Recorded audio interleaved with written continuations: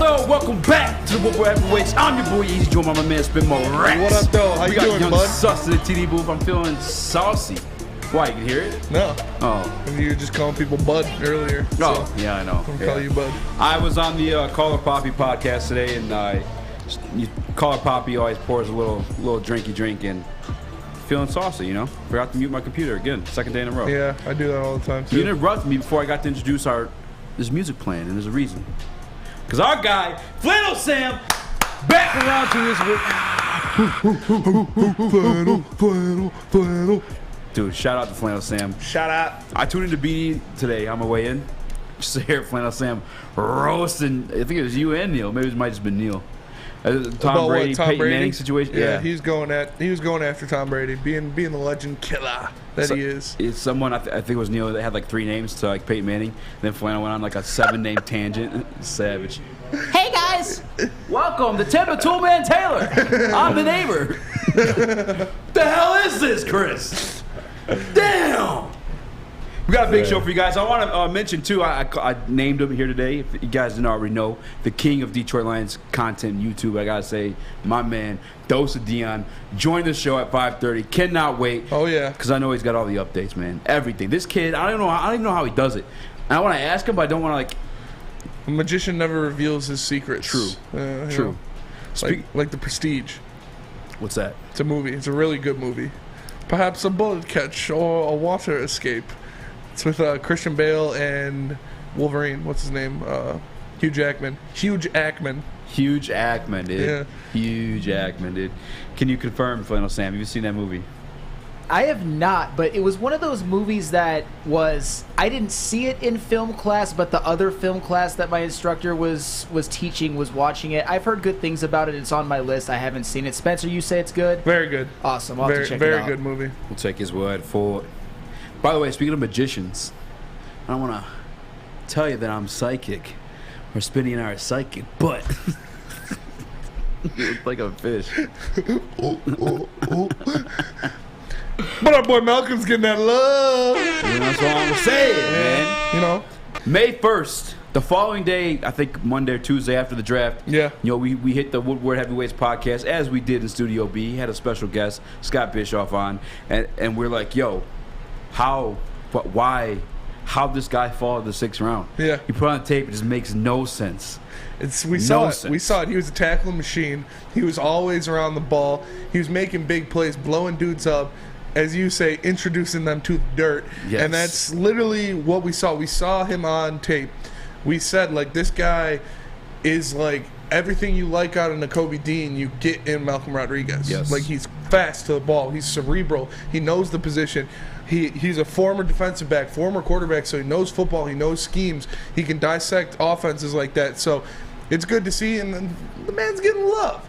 Yeah. But we're going to dive into that. Nice jersey, by the way. Thanks. Yeah. You know. Shout out. Rodriguez, Fofos, I'm sipping. What grain I'm gripping.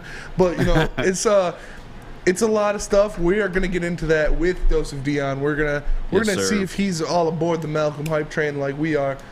But we had some news out of camp today. As you guys know, Lions started their joint practices with the Colts today in Indy.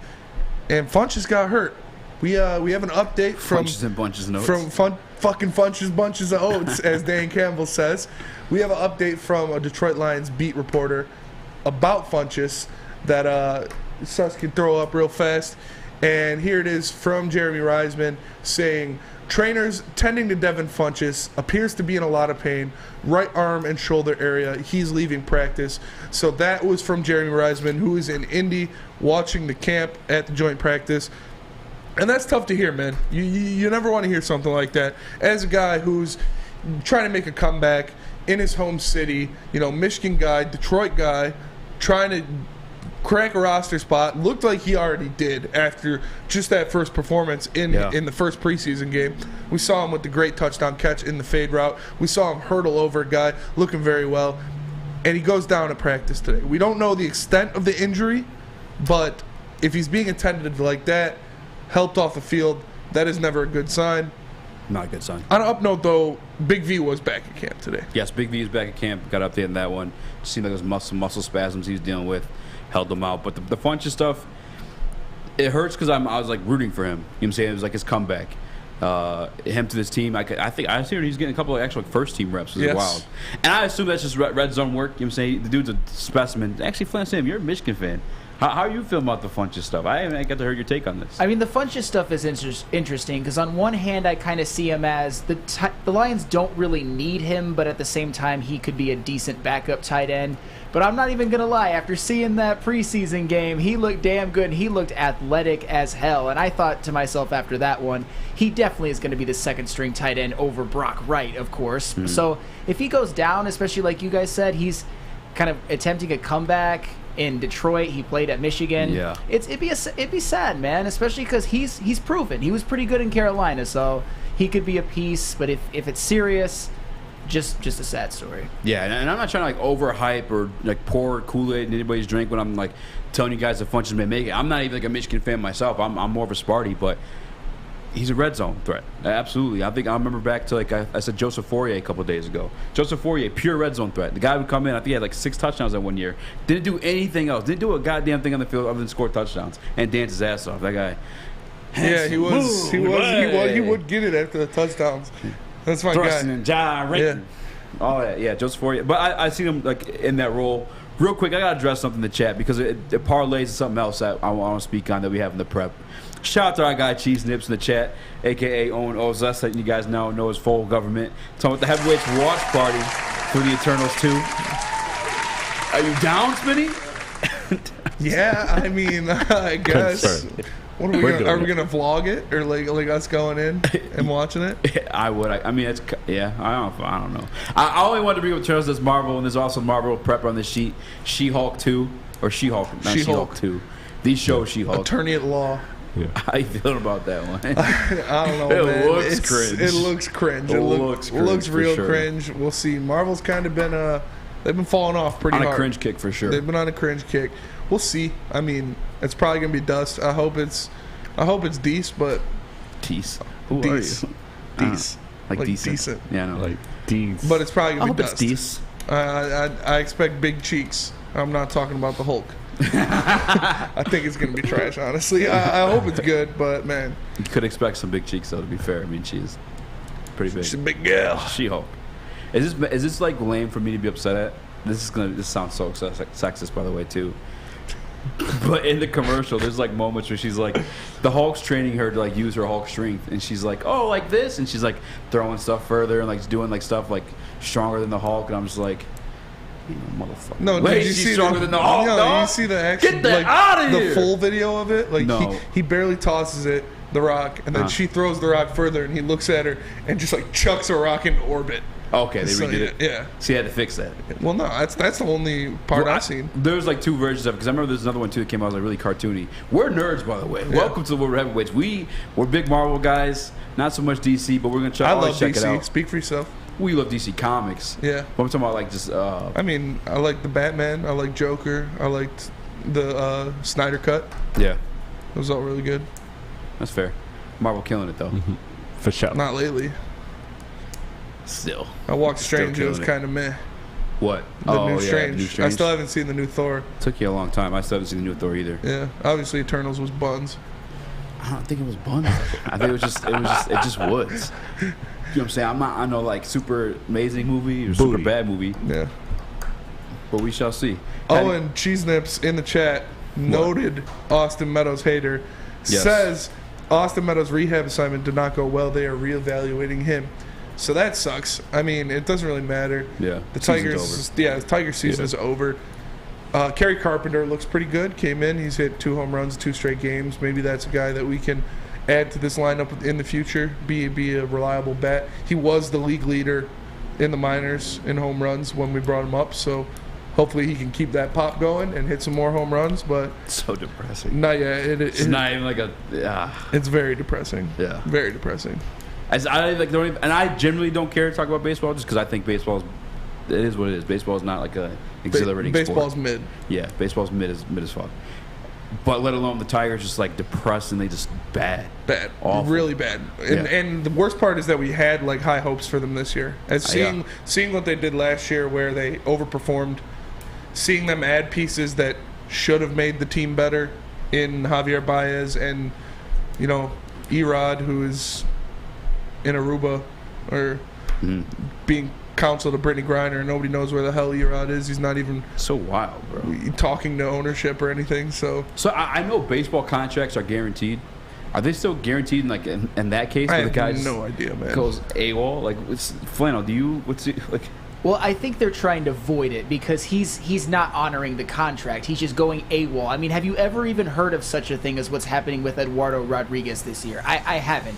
Is there even a precedent for this? Have you guys heard of anything like that? I've never heard of anything like that. Like Matt said it, he wasn't even responding to Alavila's texts. Like the dude was just gone. New phone, who dis? Yeah, right? for real. New Literally. phone, who dis? I feel bad for him, kind of, but Jeremy Anderson in the chat. I don't know if he's trolling or not. he's trolling for sure. Okay.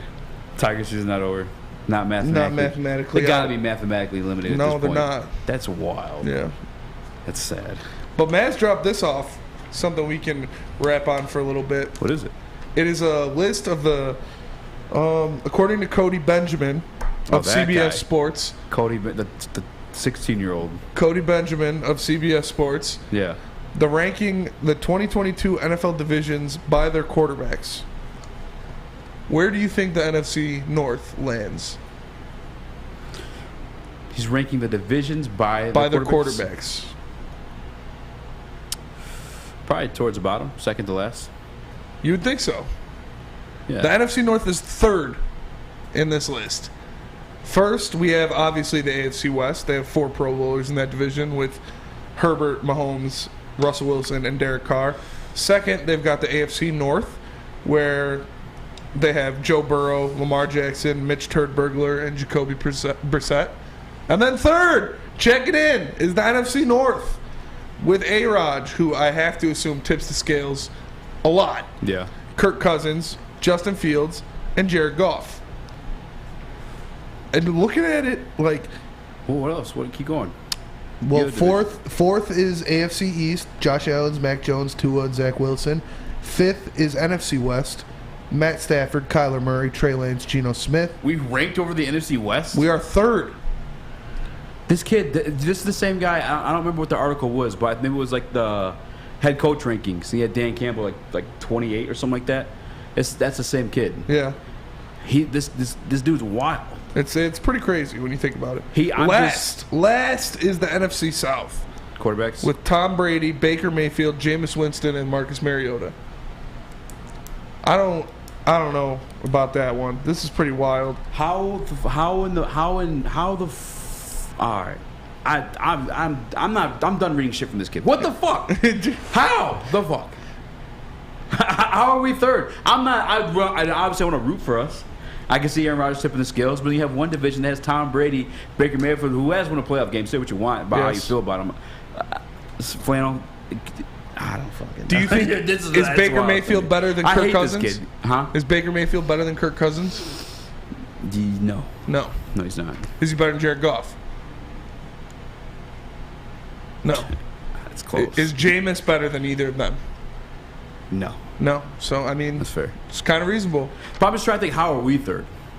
I mean, I think of that as well. But when I look at the divisions, like, What's the fourth? What was the fourth? fourth division? was the AFC East. Okay. Josh Allen, Mac Jones, Tua, and Zach Wilson. I think the NFC West should be higher. The NFC West could jump us Matthew for sure. Stafford, Kyler Murray. Kyler, Trey Lance, Geno Smith. Obviously, Geno Smith is probably the worst starting quarterback in the NFL, but Trey Lance, I think, is going to be good. He's going to have a good year. Correct? Cody Benjamin, yeah. Maybe I haven't fully recovered from the head coaching list. It's not crazy, but it's weird to see us at third when you think... Yeah. Because, I mean... Not a fan of his work. Gotta be honest. No disrespect. I'm not like saying like fuck him or anything like that. I'm just not a fan of his work. That's all. Yeah. You know, not a big fan. And honestly, if I was gonna say I read the Academy, but it's time to talk about Big Boy. Yeah, you know, and if you're tired of looking at a list like that and you're just hungry for something, you can hit up Big Boy because ciabattas are back at Big Boy. Look at that. They got the sunrise ham and cheddar, the chicken cordon bleu, and the chicken club with the honey mustard and bacon. Or you can keep it light and try their chicken apple, chicken Caesar, Michigan apple, or Greek salads. And don't forget, to cool off with a nice hand-dipped cookies and cream or strawberry shake. That cookies and cream is a hitter. You can trust me. I am a big boy. You heard it here first, folks. Summer just got better at Big Boy. We are the Woodward Heavyweights, and we will be right back. Fellas, let's be honest. We like things to be easy. We like simple stuff, like sports 7 days a week. We like things uncomplicated, like Lady Jane's Haircuts for Men. Open 10 to 8, 7 days a week. Walk in anytime. Sign in, sit down, watch your favorite team play, and before you know it, your hair will be game ready. Open 10 to 8, 7 days a week. Walk in anytime. Lady Jane's Haircuts for Men. It's wicked awesome. Life is full of hard choices. We're here to make one of life's biggest decisions as simple as possible. My name is Christina Gennari, and for over 20 years, I've helped hundreds of families buy and sell homes. We cover all of Metro Detroit and more, from large luxury homes to starter homes. We will work hard to make sure that you get the home of your dreams. So if you're in the market today or even thinking about buying or selling in the future, make the obvious choice. Christina Gennari, the obvious choice in real estate. Visit us at soldchristina.com today. Make sure you download the Woodward Sports app in the App Store and the Google Play Store today. Take Woodward Sports with you wherever you go and listen live on your phone or mobile device.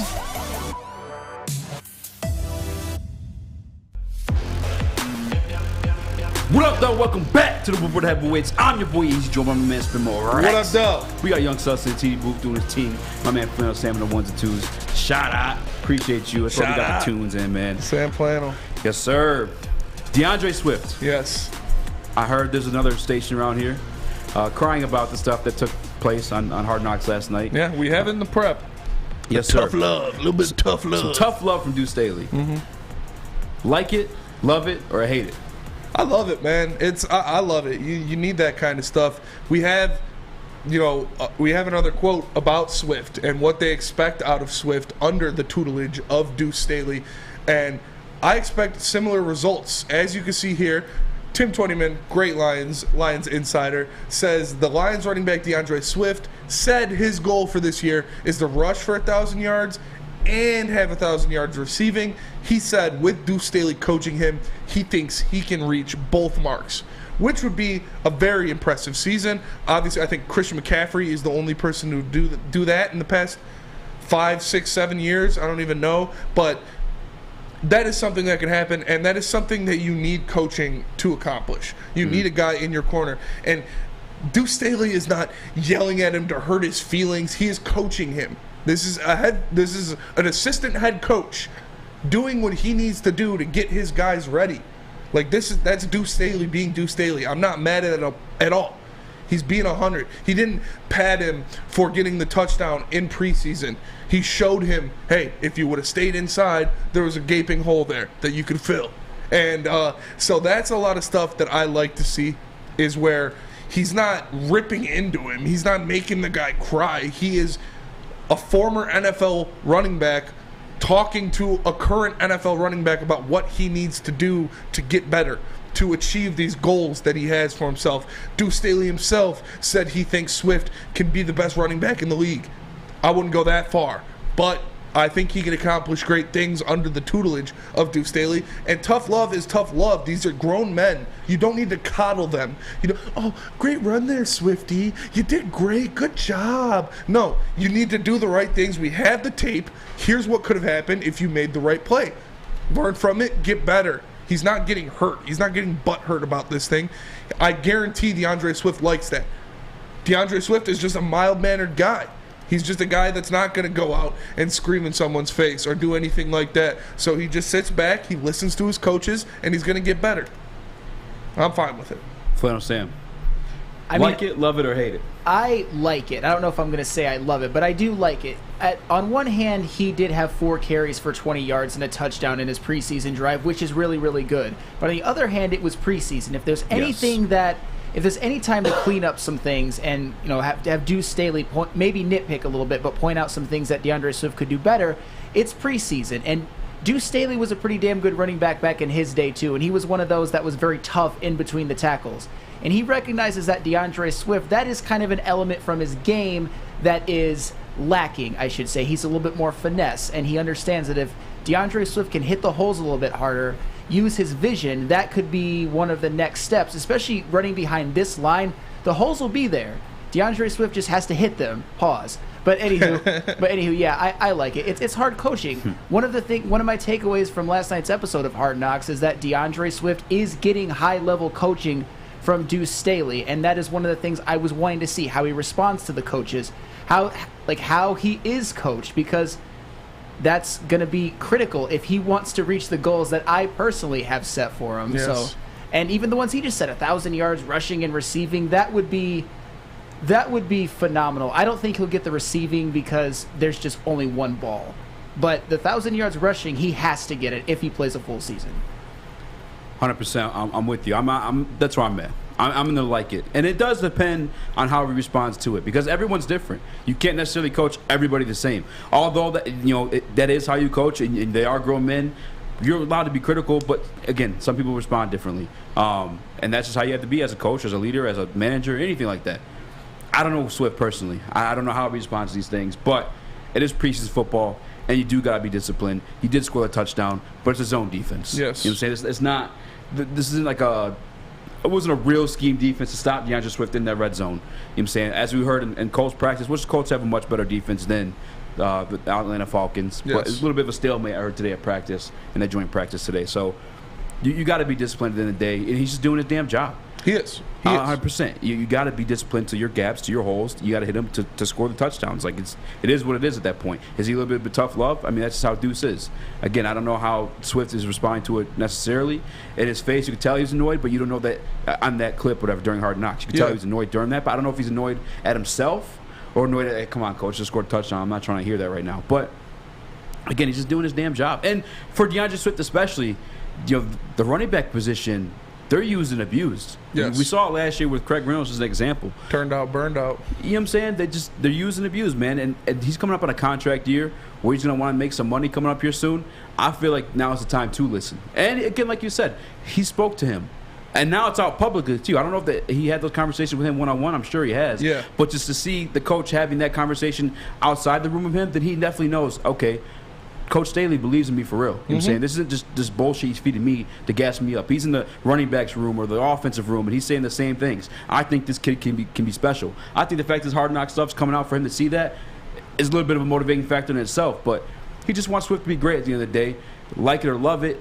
I like it. I don't think you can hate it. Again, he's just doing his damn job. You can't hate it. You literally can't hate it. He is a coach, very passionate about his players, and that's the kind of guy he is. These are high motor, high level competitors that are coaches, so they want to bring the best out of these guys. This gives me the same vibes as when Aaron Glenn was yelling at Okuda on the sideline last year. Everybody's like, oh, you can't yell at him like that. He's a high paid athlete. I don't give a shit. It's why he yelled at him. Do your job. If you don't do your job, you're going to get yelled at by your boss. If I didn't come up here and deliver some knowledge, deliver my take, Adam would come in here and yell at me. And that's just how it is.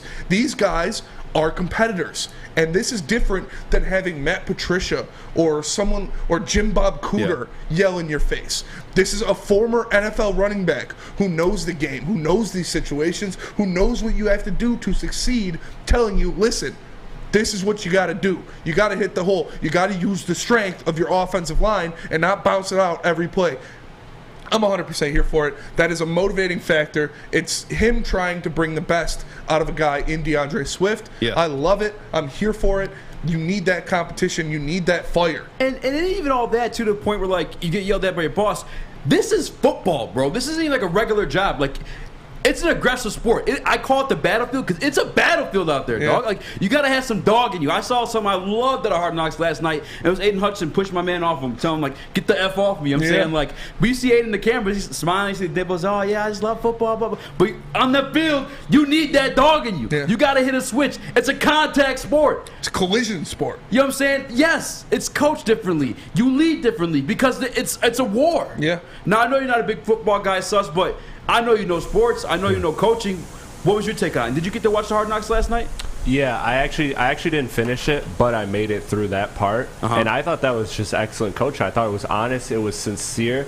He was even he was even complimentary of him in that, and you could tell that he's holding him to a standard. And I he think was speaking calmly, I believe, too. And that players respect that. Players respect when a coach is holding them to a higher standard, because he's not saying you're an idiot, blah blah blah. He's saying, look at what you had, or look at what you did, but look at what you could have had. Yeah. Like, so it wasn't, it's criticism. I think people that are taking it the wrong way are totally misinformed. I think you made a great point too. Like, he didn't berate him. He didn't name call him anything like you were a fucking idiot. No, he was just like, you didn't follow the assignment. You got to be disciplined. You want to be successful. Yeah. At the point when he was holding the tablet. Now, when he called him out of the game, that was a little bit passionate. But that's football. Again, I'm saying that's how you communicate on the field. There's a whole lot of stuff going on. Yeah. You got to yell. You know what I'm saying? You got to deliver your message with some passion. And Swift has now, this is his second year with Deuce Staley and this coaching staff. He knows who Deuce Staley is. He knows the guy cares about him, wants him to succeed,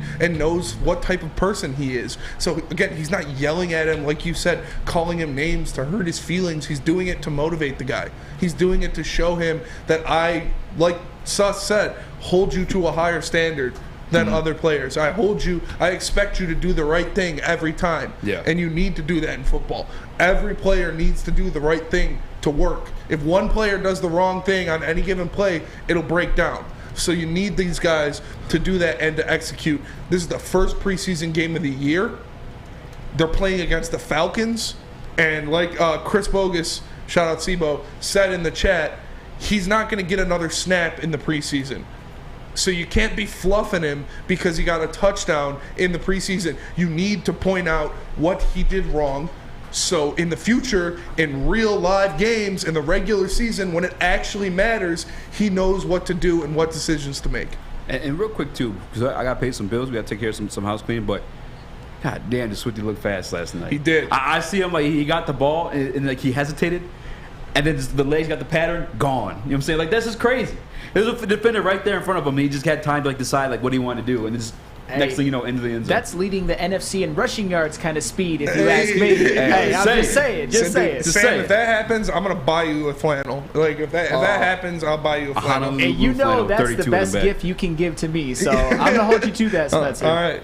But hey, it's just tough love, man. This is part of coaching, part of teaching. You know, we got some great teachers. The Academy of Warren. Let me tell you guys, it's a brand new state-of-the-art sports dome field house. I was going to say, goddamn, I don't know if I should have said it or not. But it's a brand new state-of-the-art sports dome field house. It has a regulation basketball court, volleyball court, and soccer field. And guess what? We play some 7-on-7 football on that very soccer field. Okay. They also have K-8 features such as AM and PM latchkey, small classroom sizes, Learning Street, Futuristic Media Center, free breakfast and lunch, Hope Mifflin curriculum, academic games, and K-8 athletics. Guys, enroll your kids today at theacademyofwarren.net. Academy. It took exploring 50 different formulas and hosting countless taste tests, but we believe Gypsy Vodka is the smoothest vodka on the market. Don't believe us? Ask the owners. We're Mike and Adam Kazanowski with High Five Spirits Distillery. We're in close to about 1,200 locations throughout Michigan. We wanted to create a brand that was geared more towards freedom, love, adventure, and at the end of the day, we really wanted to tell a story that inspired other people to take risk, follow their dreams, whatever that might be. Hey, it's Scott from the Woodward Bet Show. Hey, it's Wednesday. It's one of my favorite days. I get to talk some golf with our girl Kelly over there at 4:30 at the Woodward Bets YouTube page. You guys also get to get over that app store and download oddstrader.com. It's got live scoring, play-by-play updates, and it's the best place to check all the odds at the sports books right in the palm of your hand. But hey, let's talk some fun coupons. Let's get some winners. That's what we're here for, winners and fun coupons. So listen, today I like the Rangers in A's over today. I think both pitchers stink. We should see lots of runs. oddstrader.com. Woodward Bets. Check it out. What up, though? Welcome back to the Woodward Heavyweights. I'm your boy, Eazy, joining my man, Spin Mo Rex. What up, though? We got Young Sus TD with my man, Flannel Sam's on the ones and twos. Shout out to him. Thank you for the intro music. And it's the intro music, calming, nice little vibe. Yeah, calm us down a little bit. We got a little fired up like Deuce Staley. Oh, yeah, that segment. But I am fired up, man, because we got my guy, our guy, DoseOfDion, for DoseOfDion 2.0. Join the damn show. What up, though, man? Hey, thank you guys for having me back, man. Look, I love the energy. First off, let me just throw that out there. To come in and as soon as I join in, I've been on a lot of streams. This one has the energy. And my guys got the Malcolm Rodrigo jersey on. Oh, yeah. Yes, sir. You already know, man. You know it. You already know. Rodrigo! Rodrigo. That's actually why I wanted to have you on today. One of the reasons I wanted to have you on. You know I love talking to you. I actually called Dion a lot of times right before the show just to find out what the hell's going on. This guy's on top of everything. Make sure you guys check out the Dose of Dion. Shout out your channel real quick, Dion. It's this one right below. That's the name, Dose of Dion. But Dose there's of a 2.0 at the end. Yes, sir. Story, but there is. He got hacked by the alien Jamaicans. Has made that up, but it's not even a thing. But he's pretty close. He's not too far off. So we are going to get right into it. We do want to talk about our boy Malcolm Rodriguez. Yes, As sir. you can see, I got the jersey on. We've been waving the flag. We've been driving the bus, conducting the train, whatever you want to call it, of the hype train of Malcolm Rodriguez. And he's been getting a lot of FaceTime in Hard Knocks, rightfully so. He's been showing out. So I'm going to get right down to it, ask you the real question. How likely is it that Malcolm Rodriguez is a starter to begin the season, week 1, for this Lions team? Yeah, I love this question because, for a while there, I was like, eventually this guy's going to end up being a starter. But I'm at the point now after seeing week 1 of preseason, I think he starts next to Alex week 1. I've heard they've been, kind of mixing that in a little bit. I know Derek Barnes is up there. We all saw the clip. I'm sure you guys talked about it with Kelvin Shepard, kind of say, hey, look, someone's got to stop this guy. Because usually they put the vets in there, guys with experience first, and he's just working his way up. But after seeing Derek Barnes, there's still some inconsistencies there. I just feel like by the time we hit the regular season, the next few weeks, he's going to get his opportunity to play. They're going to feel good putting Malcolm next to Alex, and I think that starts week 1. And I also love what that could bring specifically in pass coverage because, we've had issues there from the linebacker position, but these two guys both athletically can do a little things in coverage, and I think Malcolm can make up some of the issues that maybe you don't expect. You look at Derek Barnes, you expect, downhill, he's a stumper. Malcolm Rodriguez is, he's built now, and he can play between the tackles. He can hit. So I really don't think there's a drop-off. I think he starts week 1. Hell yeah. That's what I like to hear, baby. Let's go. My question is, and I've been all over the Malcolm Rodriguez hype train. Like I said, I put on the tape, and then right away, my question to myself, and even Scott Bischoff on the podcast was like, how's this guy fall 6th round? And I want to know, the Malcolm Rodriguez hype train in Detroit specifically, is this a product of the linebacking core being so weak, or do you think this guy's the real deal? Because for me, it's tough because I know we have a weak-ass linebacker core. That's undeniable. I'd be a fool to sit here and try to convince anybody otherwise. But Malcolm Rodriguez also, when you put on tape, it's there, bro. You know what I'm saying? This kid looks like a stud. Yeah, I think initially a lot of the hype did come from that because it was like a lot of people thought we'd go higher on linebacker. So when we finally did it, I think there was just a lot of excitement just to get any kind of linebacker. But to what you're saying, I think the guy can play, and I'm with you. Is when you watch him, yes, there's limitations, but I think they can make it work in this type of defense. Certain defenses won't make that work with some of his limitations that he does have. I think this defense can make it work, and I think it's something that this defense has been lacking in terms of just his body control, the way that he can change directions. I think they've been lacking a player like that with his experience as a safety. So I think this guy can play. Now, when it comes to the linebacker position, as we said, Derek Barnes had inconsistency, so we'll see if he can take some steps forward. I do like some of the depth there. Josh Woods, I saw, did some definitely good things. Anthony Pittman working on the edge. Jared Davis, I thought, made some nice plays there. Still a little inconsistent, though. But Malcolm Rodriguez, I think what's going to get him is not only does he bring a little bit of a different element because, once Derek Barnes and Jared Davis get going downhill, it's a little hard to change directions. Malcolm also, to me, will bring more of the consistency element because he's on it, man. He's a very smart linebacker, a lot of playing time. Everybody's seen his numbers. The guy's like over 100 tackles each season. Yeah, he gets it. So I think it may be a little bit of both from the initial reaction for sure, but I think it's going to help him because he's going to work into the starting lineup very quickly. And we seen it. We saw it on tape. At when he was at Oklahoma State, we saw it in his first performance for the Lions preseason, and he even said when we had him on the Woodward Heavyweights podcast is that his speed is the factor. His speed is something that he brings to the table. He can go sideline to sideline. That's something the Lions have been looking for out of a linebacker for a long time. That's why we got a guy like Jared Davis. That's why we got a guy like Cameron Reeves-Maybin. We thought he was going to be that sideline to sideline guy. We need that when they're chasing down, these zone extensions with Aaron Jones or with Dalvin Cook or these different run plays to the outside. What does that bring different in this linebacker group? That type of speed to chase down these running backs on the outside. Yeah, I mean, it's a good point, right? We have missed some speed, especially from our last regime. It's like a complete 180 because that's just not how they did things. Yes. So it was a transition getting back to having guys that are, with speed. And you said it like Derek Barnes, he's got straight line speed. But some of the fluidity and changing directions wasn't really there. Part of that's the position that he's played in the past, the defensive end.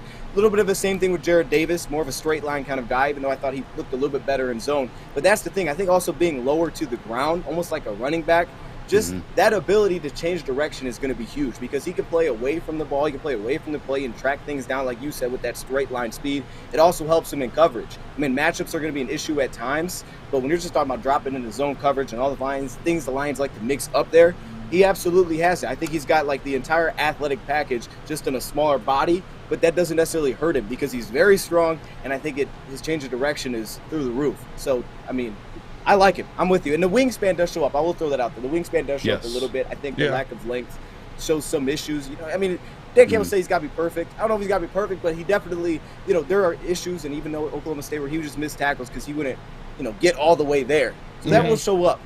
But when we're talking like, you know, between the gaps and how fast he hits those and at least just forcing other runs different directions, I think he's going to do all of that. For sure. That's where I'm with it, too, is like he just so – Dan Campbell in the press conference today – I think that's what he gave him credit to. You know what I'm saying? That's how smart he is. His FBI, his football intelligence, like that is there, and then the speed and strength is there. Like, yes, the arm length may be an issue at times. I see it, but when he gets there, as long as he's making contact, just give some other guys some time to get there and make it a gang tackle type situation. You know what I'm saying? Like that's what I love about having Malcolm here. I mean, you heard it last night on Hard Knocks. I think Coach Shepard said, you know, someone who's been coaching here for 5 years said he never seen a linebacker make that play his whole time here. You know, and they have it now. Yes. I don't know who he was talking. I thought he was talking about Hank Fraley. I haven't done any background on it. And I'm like, maybe you guys know who he was talking about? I thought maybe he was talking about Fraley. I don't know how long he's been here, though. Yeah, I'm not sure. Yeah, Fraley been here for a minute. Been a couple guys here for a minute. Some scouts here for a minute, too. Yeah. I was looking at last night. What does that element bring to the – actually, no, more than that. I want to ask you this, because you mentioned him and Anzalone, but you and I also had a conversation where him and Anzalone kind of share the same – prototype, more like the mind of that linebacking core. Because I know in this defense in particular, it's more safety, making the calls and stuff like that. But like the pairing of Malcolm, do you think it is going to be actually him and Anzalone? Or do you think they're going to pair him with a headhunter like Jared Davis or Barnes? Right, yeah, it's a good question because I know we originally talked about this. That was kind of my thought. Because, yeah, I mean, I thought, you know, and we saw it with Malcolm and Davis and we saw it with Malcolm and Barnes, and I was like, man, they really complement each other well. But I think especially, you know, in the NFL now with all the passing and all the sub packages, Lions are going to go a lot of two off-ball backers. So I think as long as these guys can just – as long as they can be flexible in terms of they can switch spots, right? They can play on the strong side or play on the weak side. I think it will be fine for the majority of the time. And the thing is with Malcolm, again, it's like he's an outstanding blitzer. If you go watch it back at Oklahoma State, I mean, he did that super well. And I think at the same time, I was very surprised in watching how well he handles taking on blockers, right? I mean, how well he does that for his size was not expected at all. You think of the Derek Barnes and the Jared Davis as like, you know, the typical downhill run through you and stuff like that. But he was handling that back level of mistake. So I know it's a different level. But I think from what I've seen so far, I think the Lions will be perfectly fine playing these guys together because they're both smart players and they're just going to give you consistency. And I think as long as the Lions get consistency from their linebacker room, they're fine with that. They don't always need the big-time plays because I think they're looking at the defensive line to really kind of lead the way. And any linebacker just to be where you're supposed to be. You're where you're supposed to be. We didn't even need to see Alex in preseason. They trust him. As long as these guys are where they're supposed to be, you know, communicating well, I think they're going to be fine with that because they're going to lean on their defensive line and be the impact players. Yeah, definitely. I agree with that. You're looking for the linebackers to just hold their water in there, really, and let the rest of the defense kind of swarm to that ball. Speaking to that, this kind of skill set, this kind of attacking skill set, his speed, stuff like that, his ability to get into the backfield, what does that do to open up the rest of the defense, to make it easier for the other guys on this team to do their jobs and complete their assignments compared to the other linebackers we've had in the past, like a Tavai, like a Jared Davis? Like having a guy like that in the middle that can go sideline to sideline, make that plays, how much easier does that make it for the rest of the defense? Yeah, I think it makes Aaron Glenn happy because I think it just gives him. I think it just gives him like things that he can work with. He doesn't have to worry about like, dang, if I put Malcolm in coverage, is he gonna be able to handle that? I don't think he'll have to worry about really any aspect of his game. He can handle the run. He can be on either side of the formation. He can play coverage. The only issue again is height. So if it's like, all right, hey, we matched him up on a tight end, we might have an issue there. Like, okay, we might have to, you know, make sure we're not doing that. But I think the most part, what it's going to do is it's going to allow them to just. I think it's going to allow them to, you know, be very unpredictable with their linebackers. Because I thought when they had Jared Davis and Malcolm, you know, you kind of had the feeling that when they were out there, it's like, all right, Jared Davis is going to blitz, Malcolm's playing coverage. But when you have both of those guys, as much as Alex isn't really known for his blitzing, he was a big hitter, but he's not really known for his blitzing. Malcolm can kind of do it all, so I don't think they'll have to be worried about which one they asked to do which. And they weren't afraid to blitz Alex last season. So I think that's what it is. It kind of just opens it up where he's not, having to try to keep guys out of certain situations. For sure. 100%. Hey, Dion, I got to pay some bills real quick. Would you mind staying with us through a break? Absolutely, man. Pay them bills. Let's do it, man. Let's get it. What you guys? Spinny. I'll win somewhere this morning. Speaking of hard knocks, all right, John Brown talking all that mess on the episode. Calling out KD. That was awesome, by the way. Where the calf race is at. Yo, inspired me to get in the gym today. Yeah, and I know what gym you hit, and that was Planet Fitness. Because as you can see, we broadcast this show live from the Planet Fitness studios. Let's go! And right now, for just $0 down and $10 a month, you can get your Planet Fitness membership. No matter where you are, there's a Planet Fitness nearby. If you're driving down Woodward, you can see a couple of them on your way to the studio. Right now, you can join in club or online at planetfitness.com. And don't forget, until the end of August, high school students can get in and work out for free with the summertime pass. It's Planet Fitness, the home of the judgment-free zone, and where your fitness is essential. We are the Woodward Heavyweights. We'll be right back with DoseOfDion, talking some Amon-Ra St. Brown right after this break. At work and at home, we're there with smarter security solutions. Featuring complete automation with customized alerts and more. For over 90 years, we've been the company that's been counted on to protect what matters most, all with personalized service and care. Right now, for a limited time, receive a free video device plus free installation with a new home system. Guardian Alarm. We protect Michigan. When you need apparel, there's only one place to go. Big Frog in Novi. With no setup fees, no artwork fees, no minimum, and a 24-hour turnaround, you can have your whole team outfitted in no time. Embroidery, direct-to-garment, vinyl, and screen printing, Big Frog has it all in all the styles you want. So whether it's a sports team, fundraiser, school event, or corporate needs, Big Frog is your one-stop destination. Visit bigfrog.com/Novi or call 844-4-BIG-FROG.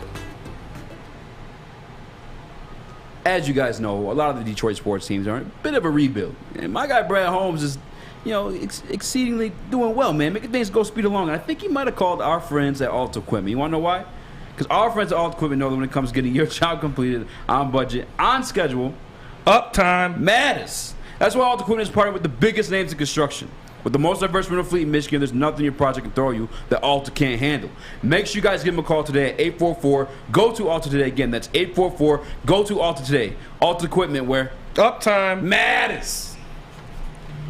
What up, though? Welcome back to the Woodward Heavyweights. I'm your boy Eazy, joined by my man Spin Mo Rex. What up, though? We got Young Sus in the TD booth. My man Flynn saying had a different day, and I appreciate him for sticking around for the first 3 segments. But we are joined by Detroit Lions royalty, my guy DoseOfDion, come to us live.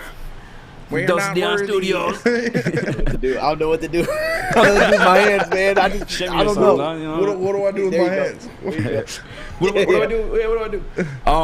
Dion, as we know, the Detroit Lions had joint practice today with the Indianapolis Colts. I was in another podcast before I hopped on the show, so I didn't get to do too much digging. What are you hearing about today's joint practice experience? Was it all bad? Was it all good? I saw someone, I think it was Jeremy Rice, tweet out a little bit of a stalemate, but what are some of the takeaways you're looking at and reading on your sources? Because you're on top of everything. Well, you know what? I think I let you down. I'm a little bit on top of this. Not on top of it all the way, though. I've been doing, some of the scouting stuff. But from what I have seen so far, it seems like specifically the pass game, they were able to open up the run game through the pass game. That's what it sounds like. And, I'm hearing, specifically when they're talking about kind of the receivers, getting guys like Kasifas, I guess, didn't practice today. Getting guys like Kennedy involved a little bit, Trinity Benson, who's kind of a guy I'm just keying on because I'm really curious to see where that goes. I think we talked about Trinity Benson. Yes. But it seems like the explosive keep happening, right? And we saw in the first preseason game, you're seeing it in joint practices. I just expect it to be a thing this year. And I think, we talk about the run game so much, but, you look at last season and just the lack of success that we had if you look at the statistics, when we lost before we got Josh Reynolds, we lost Quintus Cephas. The Lions were absolutely terrible at trying to run the football. And I think a very big issue is they didn't get, looks where they weren't able to attack you downfield. And just the advanced stats, whether that was, them coming out in 12 personnel and then just not being able to get any kind of run success as teams could really key in on that. I think that's the biggest difference, because when the Lions then got Josh Reynolds back, everything opened up. And statistically speaking, the run game became one of the top run games in football. And I think all of us are expecting, like, hey, Lions got to be able to run the football this year. But the biggest thing is, like, not just being, hey, we're a pretty good run team, like 4.5 yards a carry. Like, that's okay. We need to be great. And I heard you guys talking about Swift before we got on here.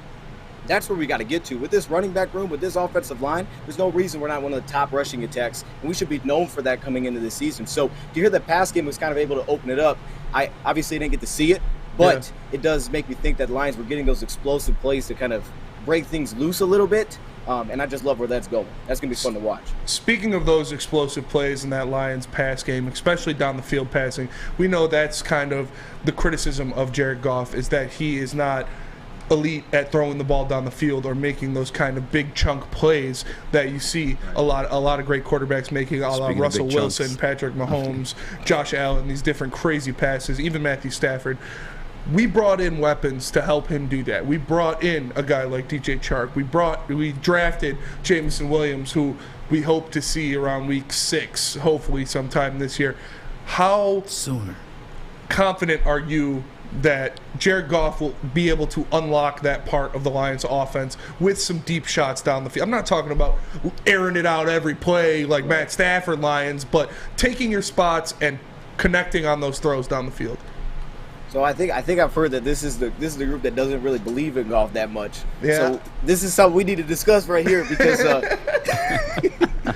the thing is with Jared Goff, man, we can even pull it back to we can pull it back to Cal if we want to, where he was one of the top deep ball throwers coming out. And, for him, it was about accuracy. What I love about Goff, and I've seen it going back to college, is he's willing to sit there, he'll take a hit, he'll put the ball up. Like, he will sit in the pocket and deliver while taking that hit. And I love that about him. But you could pull it back to Cal when he had these big wide receivers and the kind of air raid offense that they played in there. But then even when you get into his early career with Sean McVay, and they just could have cut pieces around him. And obviously it was a lot through play action at that time. But at one point he was one of the top deep ball passers in football. Now I think the issue with Jared Goff is I think we think of deep ball, like you said, with Stafford and Mahomes. A lot of these things are coming off schedule. Break down, play, throwing it deep. And it's not like that fits his skill set. Now, he had a couple last year. He had a couple. It was just a couple, though. The one to Cephas, and, it's actually Cephas many times. But for Cephas, like every time. But what it is for Goff is, like, it doesn't always happen off schedule. That's not really where it's usually going to happen. But I think when you get to, like, the 3-step drop out of the gun, right, when you get to a play action, sit, hold the safety, and come back to it. And we're talking that 20-plus yard range in the air. That's where Goff has really thrived in the past when talking about those shot plays. It's not the 50-plus yard downfield, because he doesn't have the biggest arm. We know that. He's not the best escaping quarterback. But he's definitely had success in the past to point to. It's like, man, he was really good at pushing the ball downfield. And to what you said, we saw it as soon as Josh Reynolds came in the building. It took one play to see Josh Reynolds take the top off. Yeah. And I do feel like, it was, the first drive, right? And it's like, and he didn't even see him. He has pressure. He's taking the hit. He's holding the safety, and he puts it up there just dressing to go win it. When you look at, like, the stretch of the season, because there was a stretch there when we lost Cephas all the way till about the bye week, that 4-game stretch, the Lions' offense completely changed. And I think it was partly Goff. I think it was also partly schematic. The Lions weren't even looking for shots at one point. This one just sticks out to me. I got to throw it out there. Lions came out there on an empty set. I don't remember. I think it was Philly. And their receivers were like DeAndre Swift, Jason Kabinda, and TJ Hawkinson on one side. And on the other side, they had like Trinity Benson. I was like, what is this? This is not normal. You're not getting a shot like that. Lions ran a lot of plays where it was just pull guys off and check it down. A lot of their designs were just try to get Hawkinson one-on-one. So as soon as you brought one guy with an element of I can take the top off, he didn't even need to see it to put it up there. So I'm with you. I think DJ Chark, we've seen it. He's going to put the ball up there to Chark. A lot of them aren't having off schedule. When it happens off schedule, it's usually 10, 15 yards red zone. But on schedule, that's where he can take some shots. For sure. I'm with you. As a Jared Goff basher, he was last year. Truther. Jared Goff truther. I apologize. I think he is limited in his skill set. I think he's more, based upon schematics he's had in the past and the coaching he's had in his past. Now I'm hopeful that Ben Johnson, can bring a little bit of that back into it, because we saw it, honestly, just a little bit of the Salt Bay sprinkled in there last year. You know what I'm saying? We saw some things. One of the things I love about offensive minds in the NFL, one specifically Kyle Shanahan, he'll come to you with the same formation that you just saw the previous play, but give you a whole different whole different play out of it. You know what I'm saying? Move one guy. And I've been seeing a lot of that. Amon-Ra St. Brown moving around. You know what I'm saying? There's a lot of motion, stuff like that. I think Ben Johnson's gonna give that opportunity to Jared Goff on a platter, on top of the weapons that he has. Because like Gian said, he worked with garbage last year. I have to fully admit. Not only is he limited, he's working with garbage, a little disrespectful, but he's working with guys that are also limited at their positions as well. This year, DJ Chark could take the top off. Not only is that, he's 6'4", you know what I'm saying, red zone threat there. Amon-Ra St. Brown, we know he's a dog. You saw it last night. Dude's built like an Adonis on top of just having the production he had last year. And 8 games. Savage. Jamison Williams coming back healthy. Just get all this stuff that we're talking about right now. Goff had success in the past, Pro Bowl success. You think he'd be like that good? You think he'd reach like a Pro Bowl level with the weapons and offensive we have? Or am I tripping? Should I pump the brakes a little bit? I'm not saying he will, but I'm saying, what do you think? Yeah. I mean, man, I have a bad relationship with the Pro Bowls, man. Every time I look at how players get into the Pro Bowl, I'm just like, how is this guy there? Like, I always look at like the past, like the years which Stafford didn't get a Pro Bowl, not in the years he did. Like, we made the playoffs 2014, he got in the Pro Bowl, but it's like, 2011, he wasn't a Pro Bowl. Like, come on, man, that's not even. Are you serious? Like, look at his stats from 2014. It's not even. So winning will depend. I think winning is gonna be heavily important for the quarterback position, because everybody says quarterback wins is a thing or something. But so that's gonna be important for him when it comes to Pro Bowl. But I love talking about this because I'm with you. I think it's so important that he has Ben Johnson right now, because you hit on it. Like, he's doing such a great job of making everything look the same. And I think the way Sean McVay made it work for Goff, he played through that running game, and obviously they had their struggles. But we've all heard the quotes like from Taylor Decker, and how Goff is like taking control of this offense, and he's like, he needs to know where everything is going on. This is Goff's opportunity to really kind of, to me, ascend into that franchise guy. This is his chance, because now he's got a guy to just kind of say, hey, you're our guy. We're going to build around you, and I'm going to work with you on how we put this offense together. I guarantee you that's not how they did that with the LA Rams, because it wasn't how they did it with the Rams. And when he got in Stafford, they did some similar things, and it was able to fit. But with Goff, that's not how it was. They had their pieces. He was on a rookie deal. They rolled with it. And then when things started falling apart, everything fell apart because they tried to do the same type of thing. It's like, we can't run the football anymore. With Goff, I think he's getting a guy now in Ben Johnson that's going to adapt to what he is, and I think we saw that. Like, he played really darn well in the second half of the season last year. And you talk about the motions. I love the motions. I mean, when he was with LA, every time they used motion, they didn't have success. They didn't use the motion like I think Ben Johnson used motion. Ben Johnson used motion to set up things, but he also used it to give Goff answers. And I felt like Goff found answers last year, avoiding sacks, like not panicking when there's a free blitzer. Like, he knows kind of where to go with the football. We didn't see that in the first half of the season.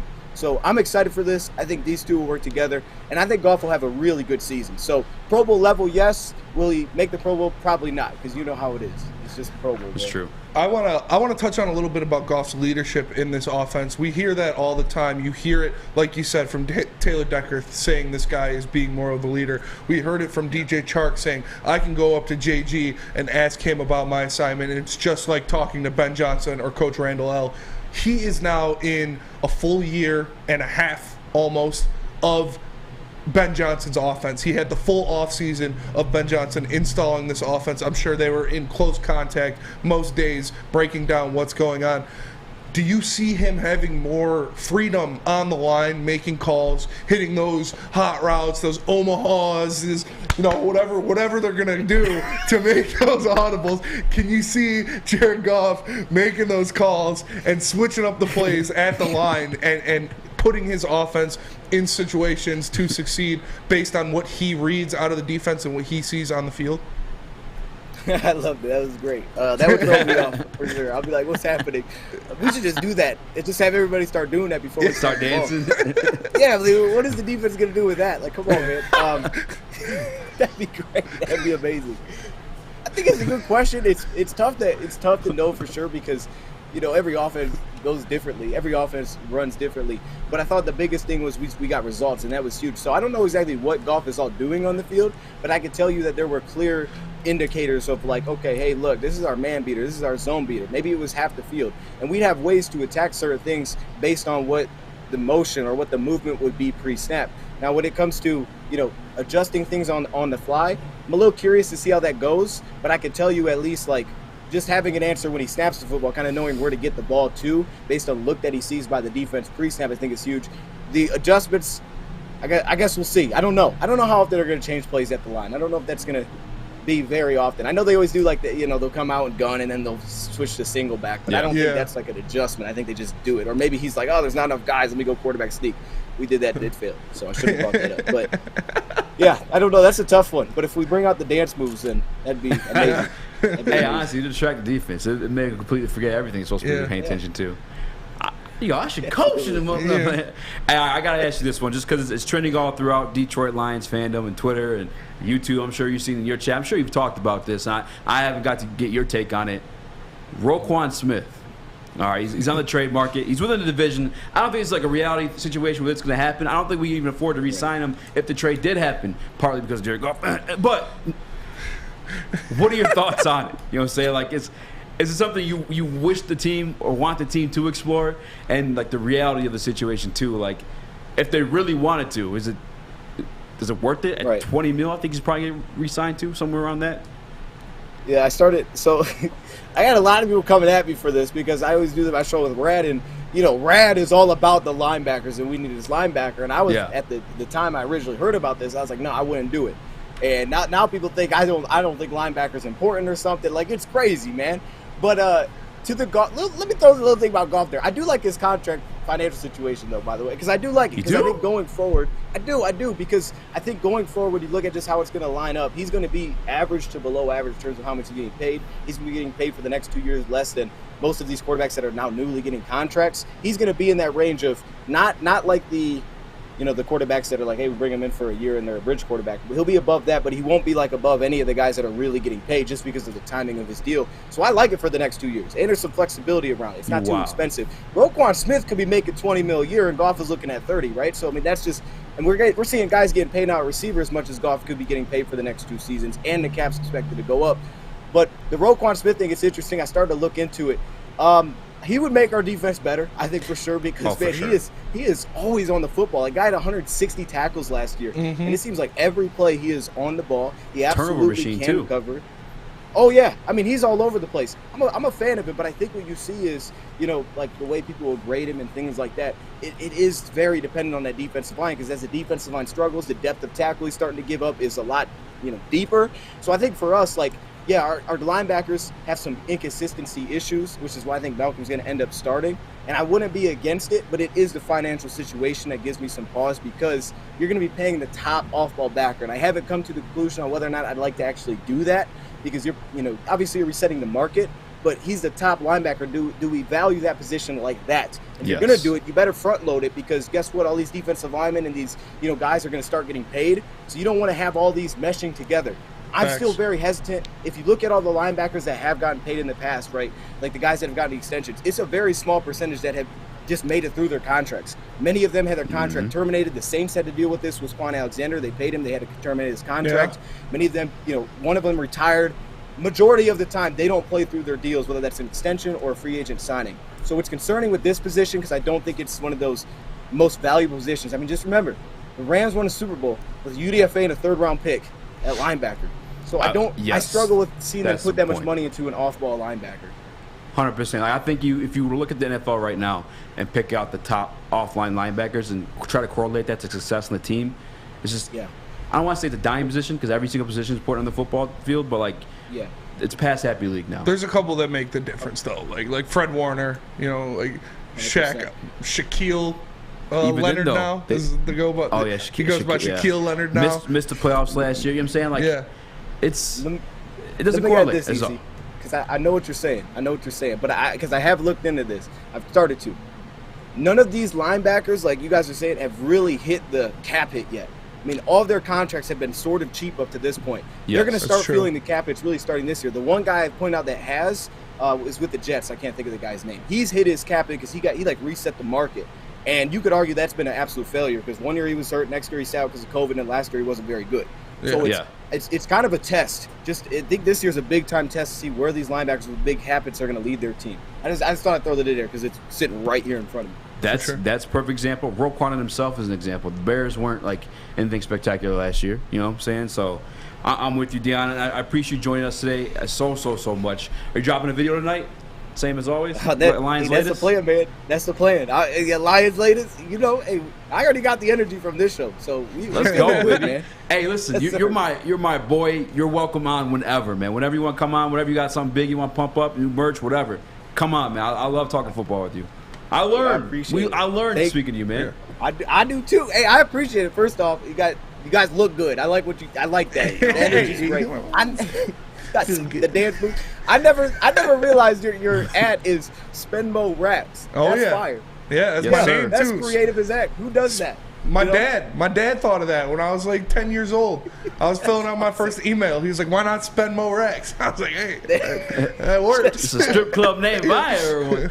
We appreciate you, though, Dion. Thanks for joining. And one more time, shout out your socials, shout out your YouTube, so people know where to get more. And what time your videos dropping? Dion. Unless it's in between our show. I will say, yeah, my videos just drop kind of randomly, but it's usually daily. DoseOfDion, right. And then there's the 2.0. See, my name is aren't that cool as yours. Yeah, I don't know what I was doing. But look at my Twitter. Why do I have a 0 at the beginning? Yeah, we gotta fix that. Yeah, we do gotta fix it. We can change that. You can change that at any time. But we appreciate you for joining us, man. Best of luck on your video tonight, and we're gonna be in contact. We'll get you back on the show again for sure. 100%. It's always a good time. It's the homie. Absolutely. Thank you, guys. Yeah, of course. See you later, man. Easy, man. Yes, if the Lions don't end up winning at least 7 games, what are you gonna have to do to get yourself to sleep tonight? Oh man, I'm gonna have to put in a few rounds and Jerry Goff's girl. No, I'm sorry. Well, I'm just trying. We gotta drink responsibly, Spinny. Yo, shut up. Hey, man, you already know. When I'm watching the football games, whether with my guy Spinny, my guy Dion, we're all enjoying the mulligan. The mulligan made by Gypsy Vodka with 8% alcohol. That's actually what I was sipping before I came on the show. I was doing the podcast earlier. Just while I'm talking so damn crazy. Okay, make sure you guys check one out. It's a good time, man. Whether you're on the golf course with your boys or, again, watching the game, the mulligan's calling your name. Ask for the mulligan at your local golf course or a total wine near you. And as always, drink responsibly. It's Woodward Heavyweights. We're right back with some more football.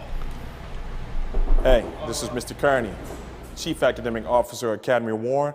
I want to welcome you to the brand new field house. The state-of-the-art facility has a regulation basketball court, volleyball court, soccer field. It can be used for 7-on-7 football. Our K-8 academic features AM, PM, latchkey, small classroom sizes, learning street, futuristic media center, free breakfast and lunch, Holton Mifflin curriculum, academic games, K-8 athletics, and more.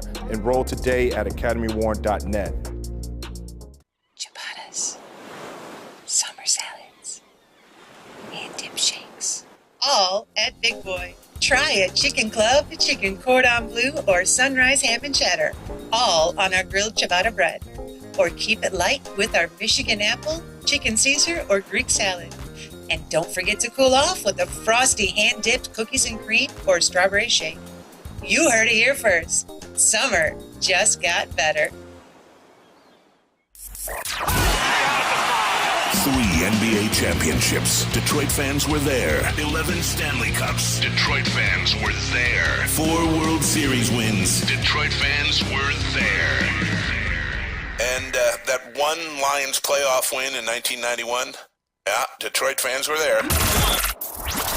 Woodward Sports, where the fans are. Guys, I know I made it out the basement. All right, and I'm here in this fancy studio. But don't let these cameras fool you, dawg. I am a white man. But it's all thanks to Peppers Tanning. I'm able to look so beautifully Brazilianly bronze and golden, man. Join the Peppers Club today at Chili Peppers Tanning. They'll be all competitors, but their best deal by $5. $5? $5, Spinny. Chili Peppers Tanning has the hottest balls, the hottest deals, and the darkest tans, 26 locations and more on the way. Chili Peppers Tan. What up, though? Welcome back to the Woodward Heavyweights. I'm your boy Eazy, joined by my man Spitmo Rats. What up, though? We got Young Sus in the TD booth doing his ting. No music, as you can hear, because I got Flannel Sam headed home for the day to put in a few rounds himself. You know what I'm saying? Shout out. He's putting rounds in on Jared Goff's girl, too. You need to chill out. I know. I was going rounds, but I didn't know what to say after that. Shut up. Stop it. I love that video. I'll tell you what. Scott made me play that video for like 6 straight days. Scott's putting rounds in on that video of his show. Quite a few people probably did. Stop it. What do you mean? Shut up. They never win. I know we had St. Brown on here too, and I do want to give him the kudos, but we just got off with DoseOfDion, who was hyping us up about Jared Goff, and I kind of want to talk quarterbacks real quick. All right. You cool with that? Yeah. Because you and I collectively have taken some abuse over this. Wrongfully misdirected abuse, by the way, too, for myself specifically. Jared Goff, the starter of the Detroit Lions. As you know, we're not as high on him as a lot of people are. This season, though, he has more than enough opportunity to prove it and prove us wrong. And I do think he's going to have a good season. Like, honest to God, I really do. I've said that multiple times now. But the quarterback situation in Detroit is very much still a question mark in terms of, like, if we truly want to compete. Yeah. Even so, in a situation where if Jared Goff were to go down, dude, we're literally at the point where we're talking about trading for Mason Rudolph. Jared Goff goes down, we are a top 3 draft pick. Yes, 100%. Now, that wouldn't be the case, Vinny. That wouldn't be. By the way, shout out to our backup quarterback, David Blau, who I want to win this battle, who got second team reps. He's going to win the battle, yeah. But it wouldn't have been the case. The Detroit Lions had invested, taking a flyer on a guy named Malik Willis. Yeah? All right. There's not a lot of things I'm questioning with the regime at all by far because they haven't had enough time to have things to question. But take a flyer on Malik Willis. We're right now in a situation. Again, we're talking about giving up assets for Mason Rudolph. And I don't know if there's validity to that report. It did come from a verified account and whatever the hell his name was. I apologize to you, sir. Tom Filipino or something. I don't know if that was it. But it was Philo something, though. Filipponi. Tom Filipponi. But nonetheless, I'm just saying, Detroit Lions are taking a flyer on Malik Willis. Not only could they have moved on from Jared Goff, traded for Roquan Smith, paid him his $20 million. I'm just saying, dog, this is the reason. This is what you dress it up for. Maybe it's the wrong time of year to bring it up, but I want to bring it up because I am going to stand on that. People, you wanted him at 2. I wanted a bunch of people at 2. I never wanted one specific person at 2. I was cool with anybody at 2. Not anybody, but I had a list. And you guys heard me speak it every single week. I was never every single week this guy. I was never every single week Malik Willis. But nonetheless, come second round, and I am high and hopeful for Josh Pascal. But if you drafted Malik Willis there, you're not having a discussion about trading for Mason Rudolph. You're not having a discussion about David Blau looking at quarterback this year. Oh, I hate Sam Boyle. You're not having a discussion of can we trade and afford Roquan Smith in the future and improve this defense and truly compete. You know what I'm saying? Like, it's just a flyer, too. Like, it answers so many questions for you. Nothing's more important than the quarterback position. Am I being petty and bringing this up, Spinny? No, you're not. And it's because, we don't have anything behind Goff. And some people, you don't want to waste a pick on a backup quarterback, but I think Malik can be more than that eventually in this league. And it's not even just Malik Willis. You look at the guys drafted after or right around that same time. Mm-hmm. You have Sam Howell, who looked good in his first preseason attempts. You have Desmond Ridder, who went in the 3rd round, who looked good against the Lions in his first preseason action. You have a guy like Matt Corral, who I didn't watch him in his preseason. I think he looked pretty decent, though, because they, what they got going. They got Baker and Darnold and then Corral, so he probably didn't get too much time. That's but true. You're going to have to address that soon. And if you're not, I don't know, I think the route they're taking is they're trying to get, like we heard Brad Holmes saying he's going to get his guy when he's there. Yes. When he has confidence in his guy, he's going to go out there and draft a quarterback. Yeah. And so maybe they're saying we want to draft a quarterback, have that be our dude, and then sign a veteran backup instead of going the route of drafting a guy to be your backup, which is what would happen this year and presumably next year. As Jared Goff is your starter, you would have that guy being your backup. So maybe that's not what they wanted to do. But still, the talent was there late. These guys, it might not have been the greatest quarterback class, but third year or third round guys, taking a flyer on a guy like that, a guy with the potential of a Malik Willis or a Desmond Ridder. I didn't see a problem with it. I didn't see a reason not to do it.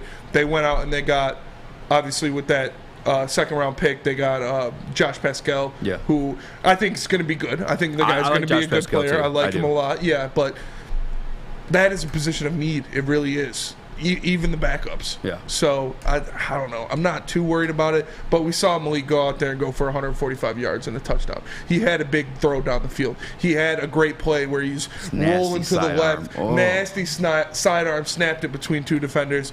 We heard Colin Cowherd talking about Malik Willis, saying the things he does well is make other professional athletes look small. Make other professional athletes look stupid. And those are things you can't teach. You can teach footwork. You can teach timing. You can teach somebody how to read a defense or how to call the right plays. But that kind of arm strength, that kind of speed, that kind of athleticism, you can't teach. You can't. You either have it or you don't, and he does. So it is what it is, but they better get a quarterback next year, is all I'm saying. Looted corpse in the chat. And I'm purely just reading this comment. Please don't take this out of context, but he said we took a D lineman with cancer instead. This is a wild comment. Survive cancer.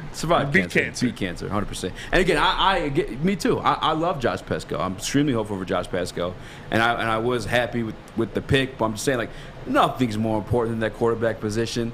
Nothing is more important than that quarterback position. We've seen it time and time again.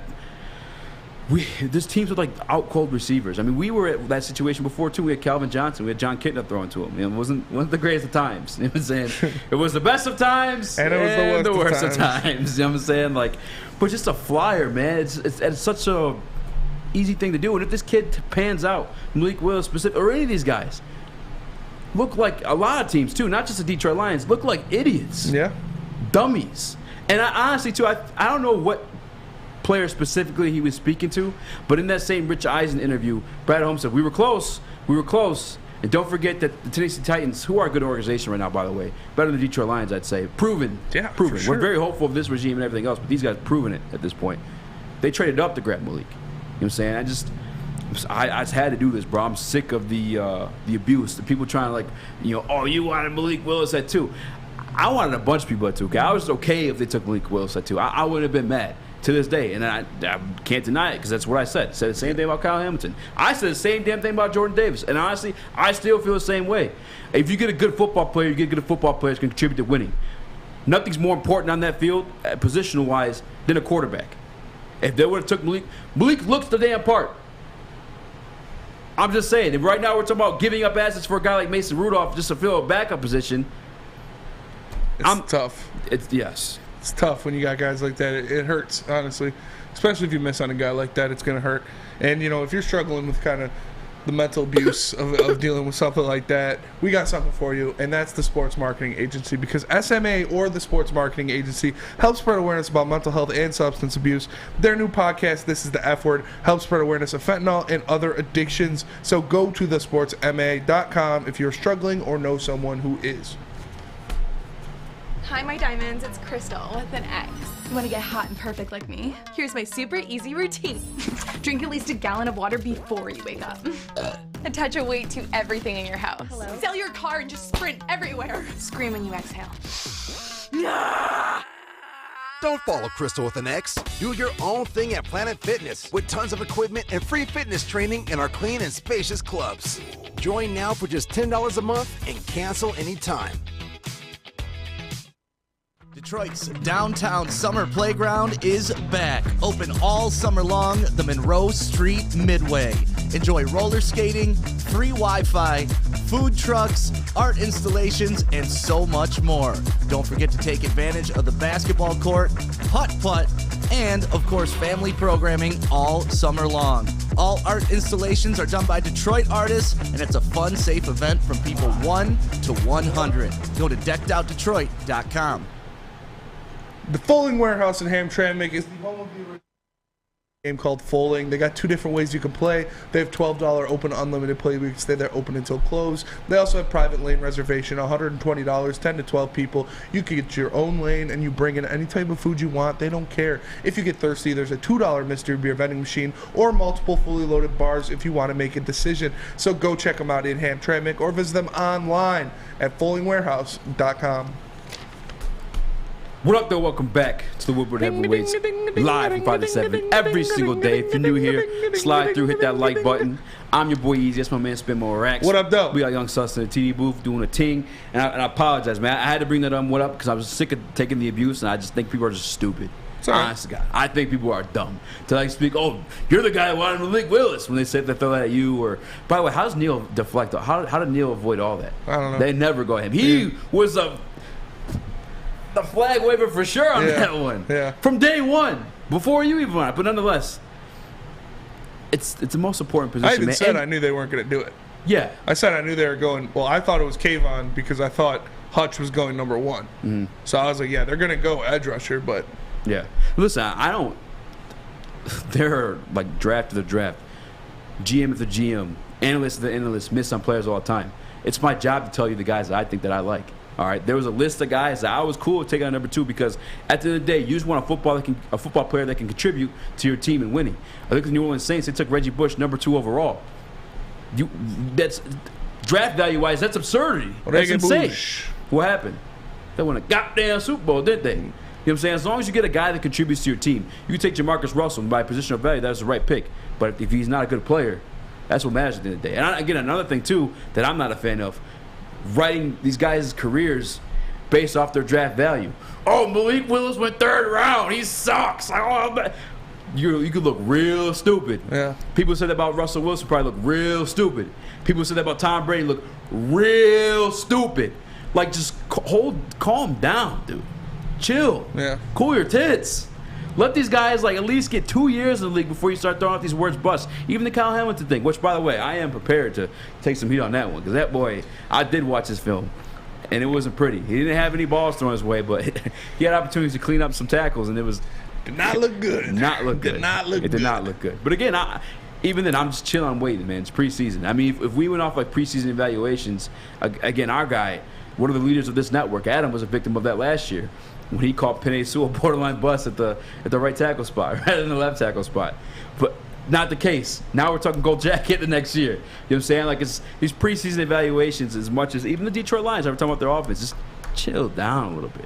Just cool. We do want down. to talk about that a little bit, though, about the guys we already have here. One guy in particular, which is Amon-Ra. This guy proved it on the field. He proved it on the season. field. Yeah. He went out there and did it. And he talked about on the latest episode of Hard Knocks, different things. But here we have a Jeremy Eisen report from today's camp that the Colts defense definitely presenting a better challenge to the Lions offense than the Falcons did, I'm assuming is what he's saying.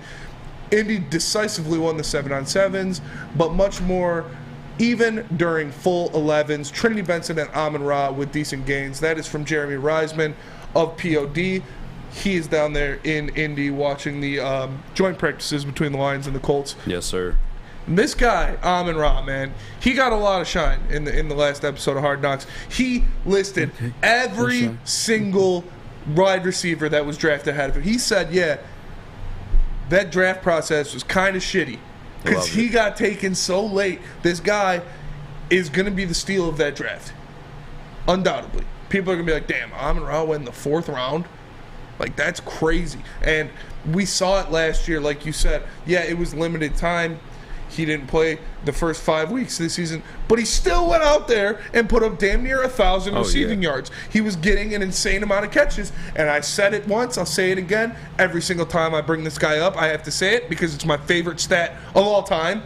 The only receiver in the NFL last year with 70-plus receptions and a 0% drop rate. The guy has hands of silk. He has hands of velvet. Like, he doesn't drop the ball. He goes out there, he makes plays. We saw him doing 202 catches at the machine after practice every day because some guy Dude, hey put that shit on. because some guy, some nameless receiver was better than him, caught 200. So he said, all right, his dad, some guy doesn't remember his name. 2-time Mr. Universe, 3-time Mr. World, John Brown, the man, the myth, the legend, said, we're going to do 202. And you're going to be better than that kid. Yeah. And what did it do? It gave him those hands. It gave him that drive. And I'm happy for Amon-Ra. I said it already, and that kid was Tom Kennedy. No, I already said it once. I'll say it again. Amon-Ra is going to lead this team in receiving yards and receptions this year. He's going to be between 1,000 and 1,200 receiving yards this year. He's going to have a huge year. I love it. Jared Goff already said, if I'm looking for a play, that's who I'm going to. Oh, yeah. Because that's the guy that makes things happen. He catches the ball, and he goes up the field. Oh, yeah. He's not afraid of who's in front of him. He's not afraid of these guys coming at him. He just goes there, and he makes a play. So I'm excited to see Amon-Ra in a full season in this new dynamic offense that we also expect. And I just want to see him go out there and make plays to win football games. That's what he does. I mean, I was there. I seen it. I seen it with my eyes. Rookie year, bro. Rookie year had a moment like that. You know what I'm saying? Was that guy for Jared Goff in that moment? Like, dude's a dog. When he named the guys taken before him, first thing actually, one guy who's the heart of a team, of a dynasty, I'd say, riding off of 4 championships within his time there, who could do that very same thing. Michigan State grad, Spartan dog himself, Draymond Green. Now, honestly, I think Amon-Ra, maybe I'd be disrespectful to say, but I think Amon-Ra is better at football than Draymond is as a singular individual. We'll have to see. Yeah. Draymond's part of 4 championships. One of the best defenders of all time. That's true. 4 championships. Like Spartan dog bias. No, it's true. It is true. Yeah, you got it. You're right. Amon-Ra has the potential, but he'll have to do it for a consistent career. Before nonetheless, we say that's the first thing that reminded me of. And what do we think of with Draymond? That dog. That dog. You know what I'm saying? In his chest. 100%. Got the puppies barking. Named every single guy taken ahead of him at his position. And then another thing I found interesting too is like some of the names. I'm like, damn, I don't even know where that dude or how that dude's doing, but he ain't doing what Amon-Ra St. Brown's doing. That's some good shit. I'm smoking that pack from Draymond's wedding. No. Went down the wrong pipe. I'm sorry. Continue. Thanks for ruining everything, dude. I'm sorry. Let me tell you guys. I'm just kidding. No, man. That was. I knew that's what he was, though. I said right when he got drafted, it reminded me of. Everyone gets drafted into their family and they're at a big party and they're celebrating the fact they just became a fucking millionaire. You know what I'm saying? I'm going to go way off. I'm going to say some inappropriate stuff. But nonetheless, a lot of things getting handed to you when you're a millionaire in the NFL. Yes. Deuce Staley said it last night. You think you're going on those dates because you look good? No, it's because you got that jersey. Because you got that jersey Yeah. on. You know what I'm saying? 100%. A lot of things come with, you know what I'm saying, when you get drafted. Facts. But people are celebrating that moment with their families typically. Not Amon-Ra St. Brown. Mm-hmm. That boy's in the driveway. Catching balls. Pause. Hey, ho, hey, ho. But it was a dog-ass moment. Yeah. And a dog-ass receiver, a dog-ass football player. Honestly, one of my favorites to this day, Terrell Owens. And it reminded me of the time that I think he got suspended or he was injured or whatever the situation was. Reporters went in his house trying to get the scoop, get whatever kind of information it was. And the entire time, Terrell was working out. You know what I'm saying? He didn't give a shit what kind of drama you're trying to stir up so you get clicks or you can sell your paper. He's in there putting his work in. And that's Amon-Ra St. Brown. Last 2 weeks ago it was when I was at training camp. I got to see him do the 202 catches, but like even before the 202 catches, he's running routes. He's doing conditioning. And you saw some of it from his dad. I think a lot of that trickles down from his dad. Honestly, my son's about to hate me because I might take him down that same path. You ain't getting no water, boy. Drink your spit. All right? Yeah. You going salt on us, drinking water? Yeah. You're doing a 4 set. Yeah. To 20. 20 reps. No, man, we got a dog in Amon-Ra St. Brown, and just that kind of stuff is infectious, especially like the competitiveness that he brings on the practice field, both within the receiver locker room, guys who want to see more balls on their way so they can get their numbers up. Because a lot of those contracts are built incentive laden, if that makes sense. And out on the defensive side of the ball too, like, bro, I'm fucking Jeff Okudah. Man, I'm tired of getting my ass whooped by this guy every goddamn day. For sure. You know what I'm saying? I'm putting him in this work so this don't ever happen again. And then he beats my ass in a fight too. I'm sick of that shit. He does, and we saw it. You know, we saw it at training camp. We saw him leading those drills, going out there, being that guy in the receiving corps, saying, "No, I'm going first. I'm gonna do this. I'm gonna set the bar. I'm gonna set the table. Y'all are gonna sit and eat." This is what he is. He Yeah. gets that, obviously, that is coached into him from his father, because his father is the same way. Yeah. That great line of just athletic freaks that they have in that family, with his Haley was father, dancing with on the him, stage, too. with That's funny. Equinemius, and dancing on the stage. And you saw him, like, dude is cut up. Oh, yeah. Man is shredded. Done. So I'm so excited for Amon-Ra. I think he's gonna have a big year. And I might be kind of biased because the man propelled me to a fantasy championship last Shout year. out. I snuck in as a What was your 6th team seed. name? What was the team name? What that mouth do? Because Jesus Christ. it's in the Vampire League. It's in that Vampire League I'm in. Okay. So my team name was What That Mouth Do, and Amon-Ra, neck do, I son. was the sixth seed. And I just cruised through and beat Sibo in the championship game. So suck it, buddy. But yeah, I'm excited for Amon-Ra. I think he's going to have a lot of success this year, and he does not have to worry about getting cut at all. But if you're worried about getting cut or where to get a cut, there's only one answer, and that is Lady Jane's. Because as you know, we broadcast this show live from the headquarters of Lady Jane's Haircuts for Men in Birmingham. It's definitely awesome when I get off the show. If I want to clean up my dead ends a little bit, maybe take an inch or two off, I can sit in one of those chairs, and I know my girls, Alyssa or Megan, will take care of me. I highly recommend you get to a Lady Jane's Haircuts for Men near you and let them treat you like a king as well. They are open 10 to 8, 7 days a week. You can walk in anytime. Watch your favorite team play, and before you know it, your hair will be game ready. So get into Lady Jane's, open 10 to 8, 7 days a week. Again, you can walk in anytime, because at Lady Jane's, it's wicked awesome. We are the Woodward Heavyweights, and we will be right back. The sports marketing agency would not be who we are without great community partners like Higuera Health and Carol Zuniga. It's an awesome opportunity to partner with your organization. Higuera Health is a comprehensive behavioral health organization. We serve children through older adults with mental health, substance use, and developmental disabilities across Western Wayne counties, and really excited to now be in downriver communities as well. Give us a call at 734-458-4601. You don't have to go to the beach, man. You don't have to get your butt crack full of sand. You just need a little chili peppers, man, to get that glowing beach chili peppers tan. Woo! With 26 locations in the Metro Detroit area and more coming, Chili Peppers Tanning is where you'll find the cleanest salons in the D. Join the Pepper Club for the best deals on unlimited tanning. Head to chilipepperstanning.com. You just need a little chili peppers, man. Odds Trader.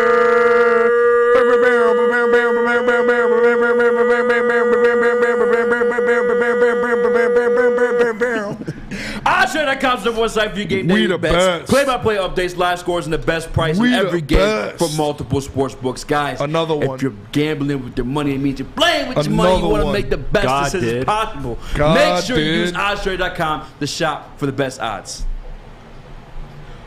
What up, though? Welcome back to the Woodward Heavyweights. I'm your boy Eazy Joe, my man, Spin More Rex. We got your What up, Sus though? at TV booth, my man. We were looking at, we got TV here in the studio, and we saw a ESPN topic that's asked. ESPN wild, bro. They asked, and I'm a Detroit Lions fan. They asked if Dan Campbell's the best damn coach in football. Yeah. Y'all looking for clicks and it. Hey, y'all have no shame. It was Jalen and Jacoby. There's no shame. It was Jalen and Jacoby. Jalen Rose, Detroit guys. We didn't hear it, but I guarantee both of them said no, because Dan Campbell, although he is a great motivator, he's a great salesman, he's a great leader of men, as we've seen. He still needs to prove it between the end zones. He needs to prove that he can get it done on the football field where it really counts before I'll dub him a good coach, let alone the best coach in the NFL. Not even close. Yeah. But speaking of Dan Campbell. Love Dan Campbell, though. Yeah, we all love Dan Campbell. The reason why, man, huge culture change. Huge culture change when Dan Campbell come here. And there's literally players who want to play for guys like Dan Campbell. Where beforehand it was quite the opposite, Smitty. Players were leaving the regime, leaving the team. Guys like Darius Slay, who just made his top 100 list. Guys like, who's the other one?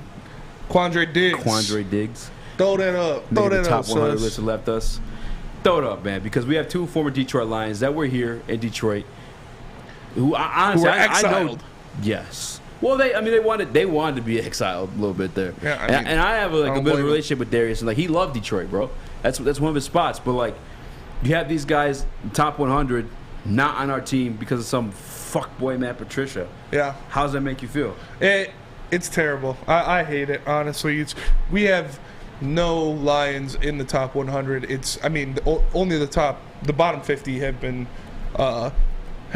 listed, but I guarantee none of the Lions make the top 50 of this list. As you can see right there, they have Quandre Diggs at number 72 and Darius Slay at number 77.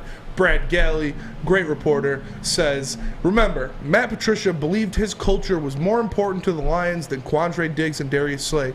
Both defensive backs are in the NFL's top 100 in 2022.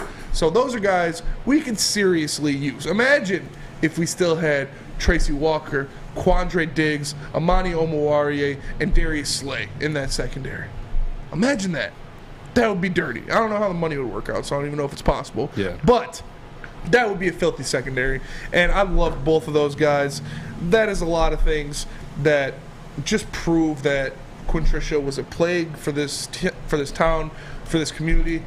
But I will say this top 100 list is kind of suspect. Can't say it too much because it's based on the players and what the players believe. But they got Justin Tucker at 94. They got Kyle Juszczyk at 100. Fullback. He's nice. They have Mac Jones at 85. That one I don't like. They have Rashawn Slater at 79. Mac Jones 85. They have Xavier Howard at 56. How many times have I brought it up? My boy A.O., my boy Amani Omowarie, better stats than Xavier Howard. So if Xavier Howard's 56, you're telling me Amani's not in the top 100? I think Amani should have been in this top 100, yes. I'm not saying above Xavier Howard at 56, but from 100 to 70, yeah. He should have been in there. He's one of the best 100 players in the league, yes. I think Amani Omowarie is better or more important to a team than Kyle Juszczyk. I think Amani Omowarie is better or more important to a team than Justin Tucker, even though Justin Tucker is the greatest kicker ever. I'd rather have a great cornerback than a great kicker. You tripping, dog. I'm tripping? You don't think he's a top 100 player? I like Amani Omowarie a lot. Tell me why. A lot of you run back a lot of those interceptions. He's never been like a lockdown guy. An opportunist, yes. A lockdown cornerback where he's like on there. He's what Stephen A. Smith, we said something about all up in that monkey. Yeah. I love him. I like having him on our team. He's not that, dog. He has better stats than the guy who's 100. rated at 56. So how is that better possible? Specific stats like more yards interceptions, less touchdowns, less yards and receptions allowed per game. Those are pretty important stats to a cornerback. Mine's not top 100, dog. Why not? I'm sorry. Literally, why not? This is 100 players better than him. Name them right now. Every single one of them. I believe he should be on this list. Run that poll. Obviously, I think what the people gotta say. Frank's not going to be on this list because he had the year off. Rashawn Slater is on it at 79. Penei Sewell is not. Rashawn Slater's on Rashawn Slater is number 79. I mean, he's part of the Chargers. I see it. They won some games last year. That's how that works usually, you know. It shouldn't be that. If you're winning, your name's getting heard more. You're more recognizable. Kyle, what's his last name? Juszczyk. You're great with the pronunciation, by the way, my friend. Thank you. And you killed it on the play-by-play. People in the comment chat when we were doing the live stream during the show, they were shout out to you. I had a lot of fun. Dog. I had a lot of fun.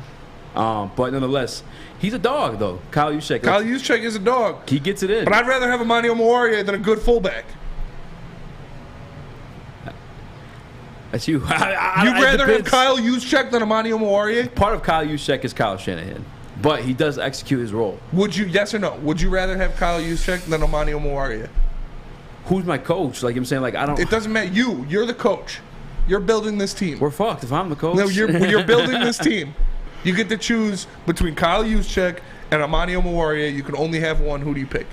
These guys play with these guys. They make the list. I'm not disputing their list more than any other list. I'm not disputing a player's list. I'm telling you right now, because we're the list killers. This is what we do. It's what we do, dog. I respect it because it is from the player's perspective. But man, like you gotta think like you look at those. It doesn't make sense that for he's not him on to there. be on that list.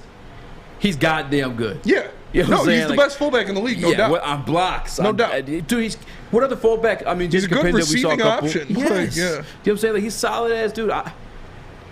Amani's if they a better put player. him in there, he's in there. Amani's dog. a better player. Amani, to be honest with you, Dr. Detroit said in the chat, Amani's a great number 2. I don't know if he's a number 1. He was our number 1 last year, and he had Our great number 1, stats. but we're not a good team. He was the best player on this team last year, though. Outside of maybe Amon-Ra. Yeah, Swifty. Up until the injury, Swifty was on fire. Yeah, but, I mean, how many games did Swift play? Power ranking. So, was Amani your number 1? No. Yeah, I probably put. There's a couple guys I probably put on the top 100 before Amani. And I'm not trying to disrespect Right now, you, this Amani. year, based off what they did last year, Based off what they did last That's year. what this like list fully is. healthy guys. you can't say Frank. I Okay. could see if you said Penny. I guess, yeah, Penny. I mean, mine's up there, but let's be honest. None of our Nobody guys else. are top 100, man. Huh? I can't tell you that any of the Detroit Lions players are top 100. I can't. I can't say it and mean it. I could say it and galvanize the troops, but, like, I don't know, man. I like Amani. It's not top 100 for me. That's a no for me, dog. What's his name? Randy Jackson? Yeah, it's going to be a no for me, dog. But, yeah, you're probably right. I probably would take him over Kyle, whatever it is. Kyle Juszczyk. Juszczyk. Doesn't that name start with a J, by the way? Yeah. Yeah. Impressive. Juszyk. There are too many consonants. Who was 85, though? You said Mac Jones. Mac Jones, 85. I don't Rayshon like that Slater, 79. Xavier Howard, although, I'm not saying he's a better player than Xavier Howard. I do think Xavier Howard is a better player. He's one of the best cornerbacks in the league. Go to solo camp so I can itch my nose. But, as when I did my deep dive with Oruwariye, I showed that he has better stats than the guy last year. He was third. What was the stats again? Yards per catch? Yards per catch. Touchdowns? No, yards per game. Okay, Catches yeah. per game. Less touchdowns allowed. He beat him in catches per game? Yes. That's impressive. Catches allowed per game. Yards allowed per game. Touchdowns allowed per game. And more interceptions. And again, he was third in the league in interceptions. He was third in the league in quarterback rating allowed when targeted. So, I don't know. No, I don't think any of our guys are top 100. A lot of them are unproven. Our roster, I think we have the 5th youngest roster in the league last year. Probably even more so now. We had another draft class escorted in. We didn't really sign too many vets. Even the ones we did sign are fairly young and improving themselves. Deshaun Elliott. Who else did we re-sign brand new to the team? I can't even think of anyone on the top of my head. Chris Boards, Mike Hughes, younger guys. Like, a lot of our guys are improving. I don't know if I'm throwing any of them on top 100. Now, if I were to make a case for anyone, maybe it's Amani, but I don't think Amani's top 100. I like him. I'm hoping for him. Opportunist.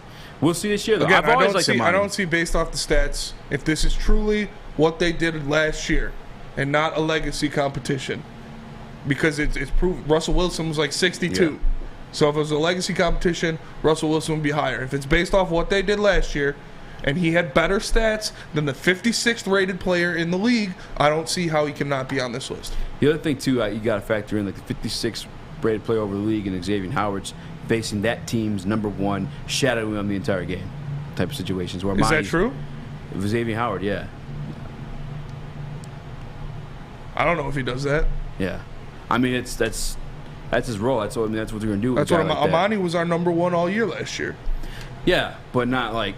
But he's not shadowing the best player. You know what I'm saying? Like, he's not... We still haven't found the stats on that, so I don't know. I know for sure he was not shadowing Justin Jackson the entire time. Justin Jefferson Yeah. During the, the Minnesota Vikings. I know it's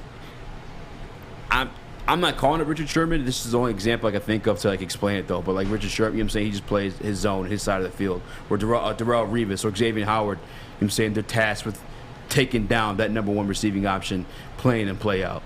That's the type of role that Xavier Howard, I know it has been, and play by play every single play last year. No, but I know that he is tasked with that nonetheless, and I think that's why you see some of the stats on him hurting him a little bit. But I just can't. A lot of our guys are improving, man. YouTube chat poll. I love you, Spinny, and I love AO. But is Amani Warrior a top 100 player? Sports Nation! 54% of you said no. But before we do that, the reason why I'm all hyped up, why I'm all gassed up, I dropped the can. I had to clean that up. But it's because of Citron, baby. The summer of Citron's here, guys. It's got me jacked up. It's the best damn thing. They're actually the official rich energy drink of the Detroit Red Wings. The summer of Citron's here. Now Citron's available at Kroger. Make sure you guys pick some up while you're shopping, because right now you can get 2 cans of Citron, no Sam, for $4. Citron's new energy drink for the active lifestyle. Drink it, live it with Citron. New to the game or a season better? OddsTrader.com has everything you need to make the right bet ahead of kickoff. Begin your handicapping journey with OddsTrader. Improve your edge by finding the best price on every game from sportsbooks in your backyard. Take advantage of the numerous sign-up bonus offers to pad your bankroll. Dive into key game statistics, player performance, and even account for the projected game day weather. Best of all, you can use the OddsTrader bet tracker to keep a log of your action. Welcome to OddsTrader, and best of luck. Hi, I'm John from Better Rate Mortgage, and to me, family is more than blood. That's why I have the biggest family in Metro Detroit. If you're looking to buy a house or refinance and need a loan, come get treated better than family by me and our entire team here at Better Rate Mortgage. We pride ourselves on giving you better advice, better service, and a better loan experience. That's why we are Better Rate. If you're looking for a new mortgage, come get treated like family.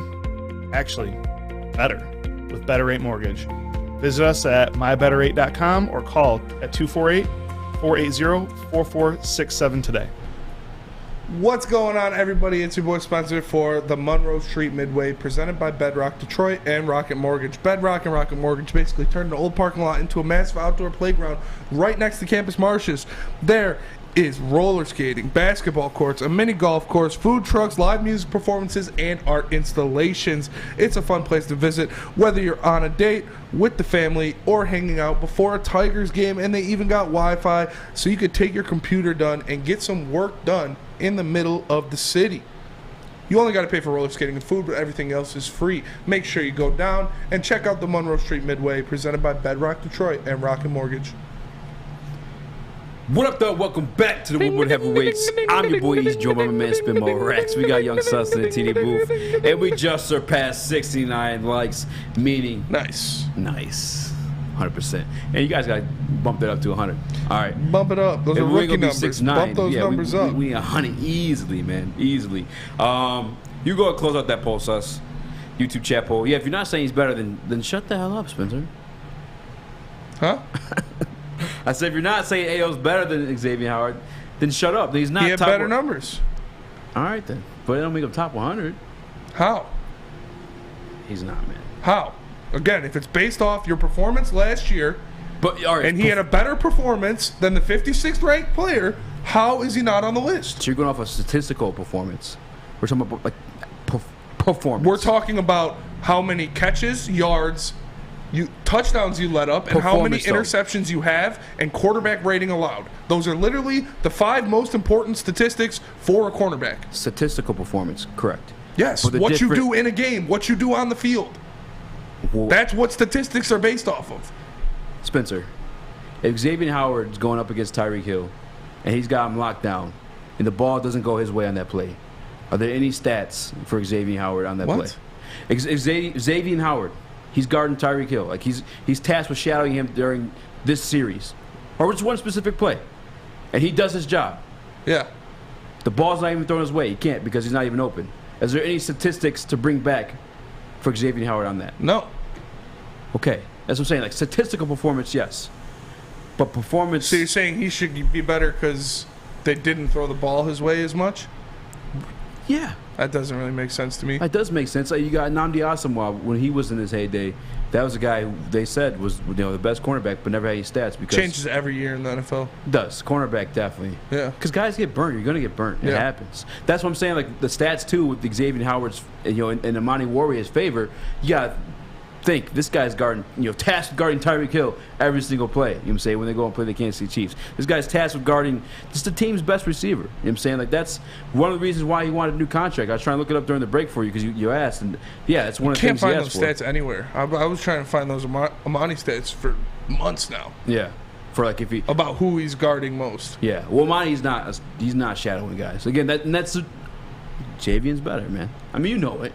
Yeah, I know he's better. Yeah. I didn't say that he's a better player. I'm saying he had better stats. So if that guy is the 56th rated player, there's no reason he shouldn't be 100-70.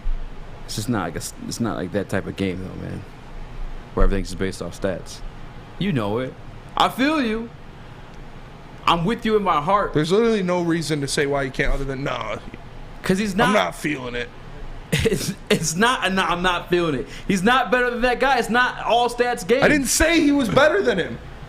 But I said he had a better year, which he did. Okay, but even that, like, that doesn't like to crown you or escort you into the top 100 immediately. Like, this guy is a better player than he is in the top 100. It's not a legacy-based thing. It's not a legacy thing. It's what you did last year in the league. But you're going off of numbers. Football's not that type of game. The Ndamukong Suh, one of the best interior linemen of NFL when he was here, didn't have tons of sacks, but his value was commanding a double team.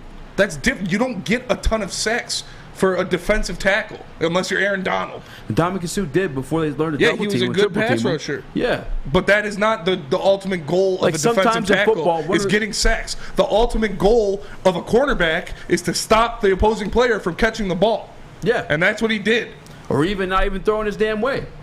Well, when they did, he had the third best quarterback rating allowed when they targeted him. There's no statistical value to return from that. And again, this guy's guarding better players. How is that what I just said not a statistical value return? When he's targeted, there are only 3 players in the league who have a better rating. So everybody, Xavier Howard, Jalen Ramsey, all of them, there are only 3 players when each of them are targeted that have a better rating. So you can take that, he didn't get targeted out of it. Because this is when they're targeted. If I had you plug in this aux cord here, in here with your hand, every 2 minutes, Spencer, I want you to plug in this aux cord. All right? Sus, I want you to do it with your toes. Who has a harder job? Who's going to have a higher success rate at plugging in that aux cord? What?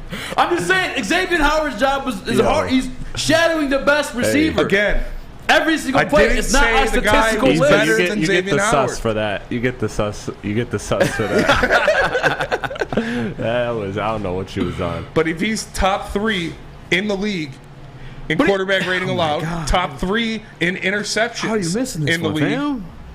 Spence needs to laugh more on this show. Madeline Miller, new Detroit Lions beat right after the Woodward Sports Network. Yeah, shout out, Maddie. Yeah, congratulations. But come on, man, you just know it's not that kind of game, man. Like, you could have value to the team and to the play without necessarily coming back with a stat to prove it. You know what I'm saying? Like, that's just how football operates. Yeah, you can. Sometimes, like, but when you have the stats to prove it, that's also good. As former defensive linemen, we know sometimes we just got to fill our gap. Yeah. We want to go get the quarterback, but we were told that this play, we just have to stop anybody from coming through this space to this space. Or sometimes you have 6 interceptions. Yeah. Which is 3rd in the NFL. And then you watch back those interceptions. Tip stuff, like I'm saying, like opportunistic situations. He wasn't a better player than Xavier Howard last year. I never fucking said that. But you're saying statistically he was. He did have a better, yes, he had better statistics last year in very important categories. Okay. Not a better player than Xavier Howard. I didn't. Still, so it's not, I literally said fucking 20 times. I don't think he's a better player. Okay. Then. I said he should be lower on the list, but he should still be on the list if he's in that elk. I just don't know if he's in that elk, fam. He's just not tasked with the same responsibilities. So you think a guy who only lets up 2 catches and 35 yards a game? Because Amani's plugging in the aux cord like this. All right. Xavier Howard's doing it with his toes. Okay. So. Dude, I don't understand. It's different responsibilities. Like they're tasked with totally different like situations. You know what I'm saying? I didn't say he should be 50 plus. I said 100 didn't say to that 70. You said that. You keep saying he's not a better player than Xavier Howard. I never said that. I said he should be 100 to 70. What I'm telling you, if Xavier Howard is at 56, which he is. I'm telling you, they're tasked with different responsibilities. All right? Okay. And one's still performing pretty damn well. And Xavier Howard. And Amani's not? Again, tasked with different responsibilities. He's not performing pretty damn well? Amani's plugging in like this, all right? And he's not plugging it in like that better than a majority of players in the NFL? Doing it like that, you know what I'm saying? That's all. I don't know. It's not a stats game. I think you're just shitting on the guy for no reason. I'm not shitting on him. I didn't shit on him. I'm shitting on him and be like, he's fucking garbage. You're crazy. He doesn't deserve to be on the list at all. You did say he doesn't deserve to be on the list at all. I'm just saying, you try to make the statistical argument. You and I know both very well that it's not that type of game. You know what I'm saying? The game isn't built off of purely statistics. It's not purely statistics, but that that's should the play argument a you're big making. factor You're saying, into it. his numbers are better than this. If I'm saying it's purely statistics, then he should be higher. But I'm not saying that. But your argument because you're it's making not is purely purely statistical. statistic. That is the reason, yes. Okay. Because of that.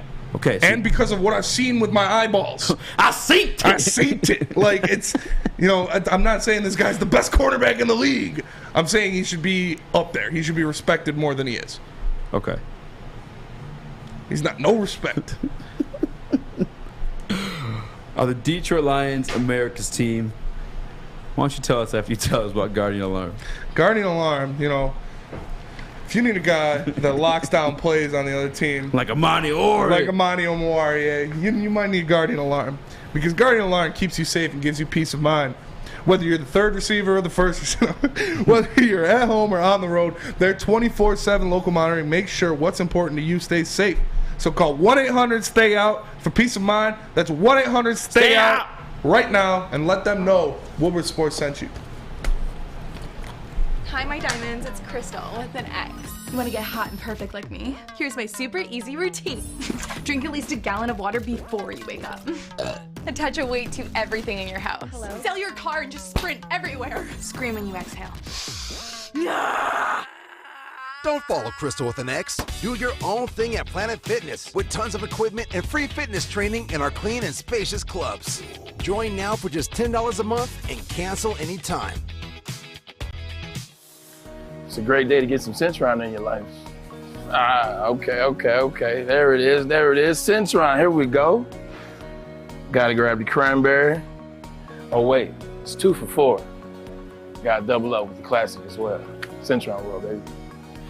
Centron, available at select Kroger's, and if you wanna know how, go to @CentronWorld.com.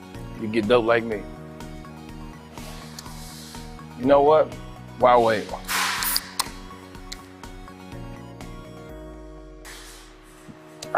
Great taste, guaranteed.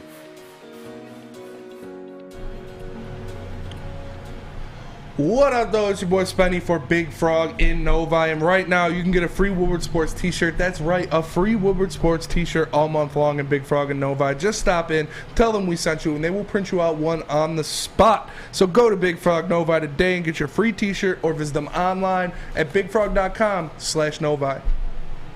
Speaking of t-shirts, Spenny, we got one of the hardest ones out in the T-shirt market time. right now. Yep. T-shirt time. Yeah. Today is the last day. You will get this fire-ass piece of merch for $35. And not only that, when you do so, you automatically enter yourself in a raffle to win an autographed poster by Aiden Hutchinson, MJ impersonator himself.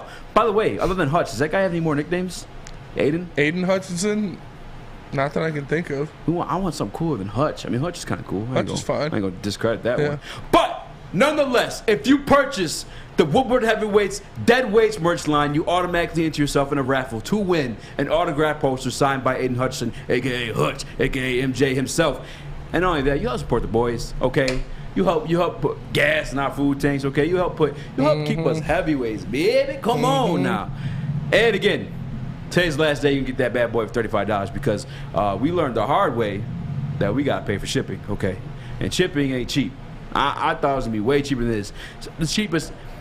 Matter of fact, do this if you can in the comment section. If you can find shipping for cheaper than $7, hook a brother up, because goddamn, $7 to ship something? Shipping labels? That's crazy. I saw it like $2. You got something for $2? Okay, thank God. I Googled it and it said like $2. Google it. Yeah, Google it. Google it.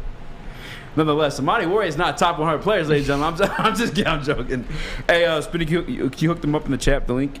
Or Sus, or one of you guys? Yeah, I got it. I want to ask you guys 2 questions. 1, does this make me look fat? 2, no, I'm just kidding. Does my butt look big? Are the Detroit Lions becoming America's team? Yeah, hey, hook this up in the chat and I'll throw you a question real fast. Yeah, I think they are. I really do. I mean, it's They'll only be America's team for this year unless they win some games. But you see the team. Is Bussin' with the Boys asked the question, are the Lions America's team now? And you see it. The people are rallying around Dan Campbell. They're rallying around all the other coaches, Aaron Glenn, Deuce Staley. They're seeing the guys like Hutch, like Jamal Williams. It's getting everybody gassed up. But, yeah, I'd say so far they're becoming – because it's not the Cowboys. Everybody hates the Cowboys. Doug, the Cowboys aren't America's team. They are not America's team. I hate that shit more than anything. Like, you think America, like, we're supposed to be like – I don't know. I think America's supposed to be portrayed as like we want to be portrayed maybe as like a blue collar, like Boston Tea Party. Yeah, we don't tell us what to do. We're gonna be our own country now. Fuck off. Yo, that's the Pittsburgh Steelers to me. You know what I'm saying? If the Detroit Lions become successful, that's the Detroit Lions to me. I think of like middle class when I think of America, not the Cowboys, dude.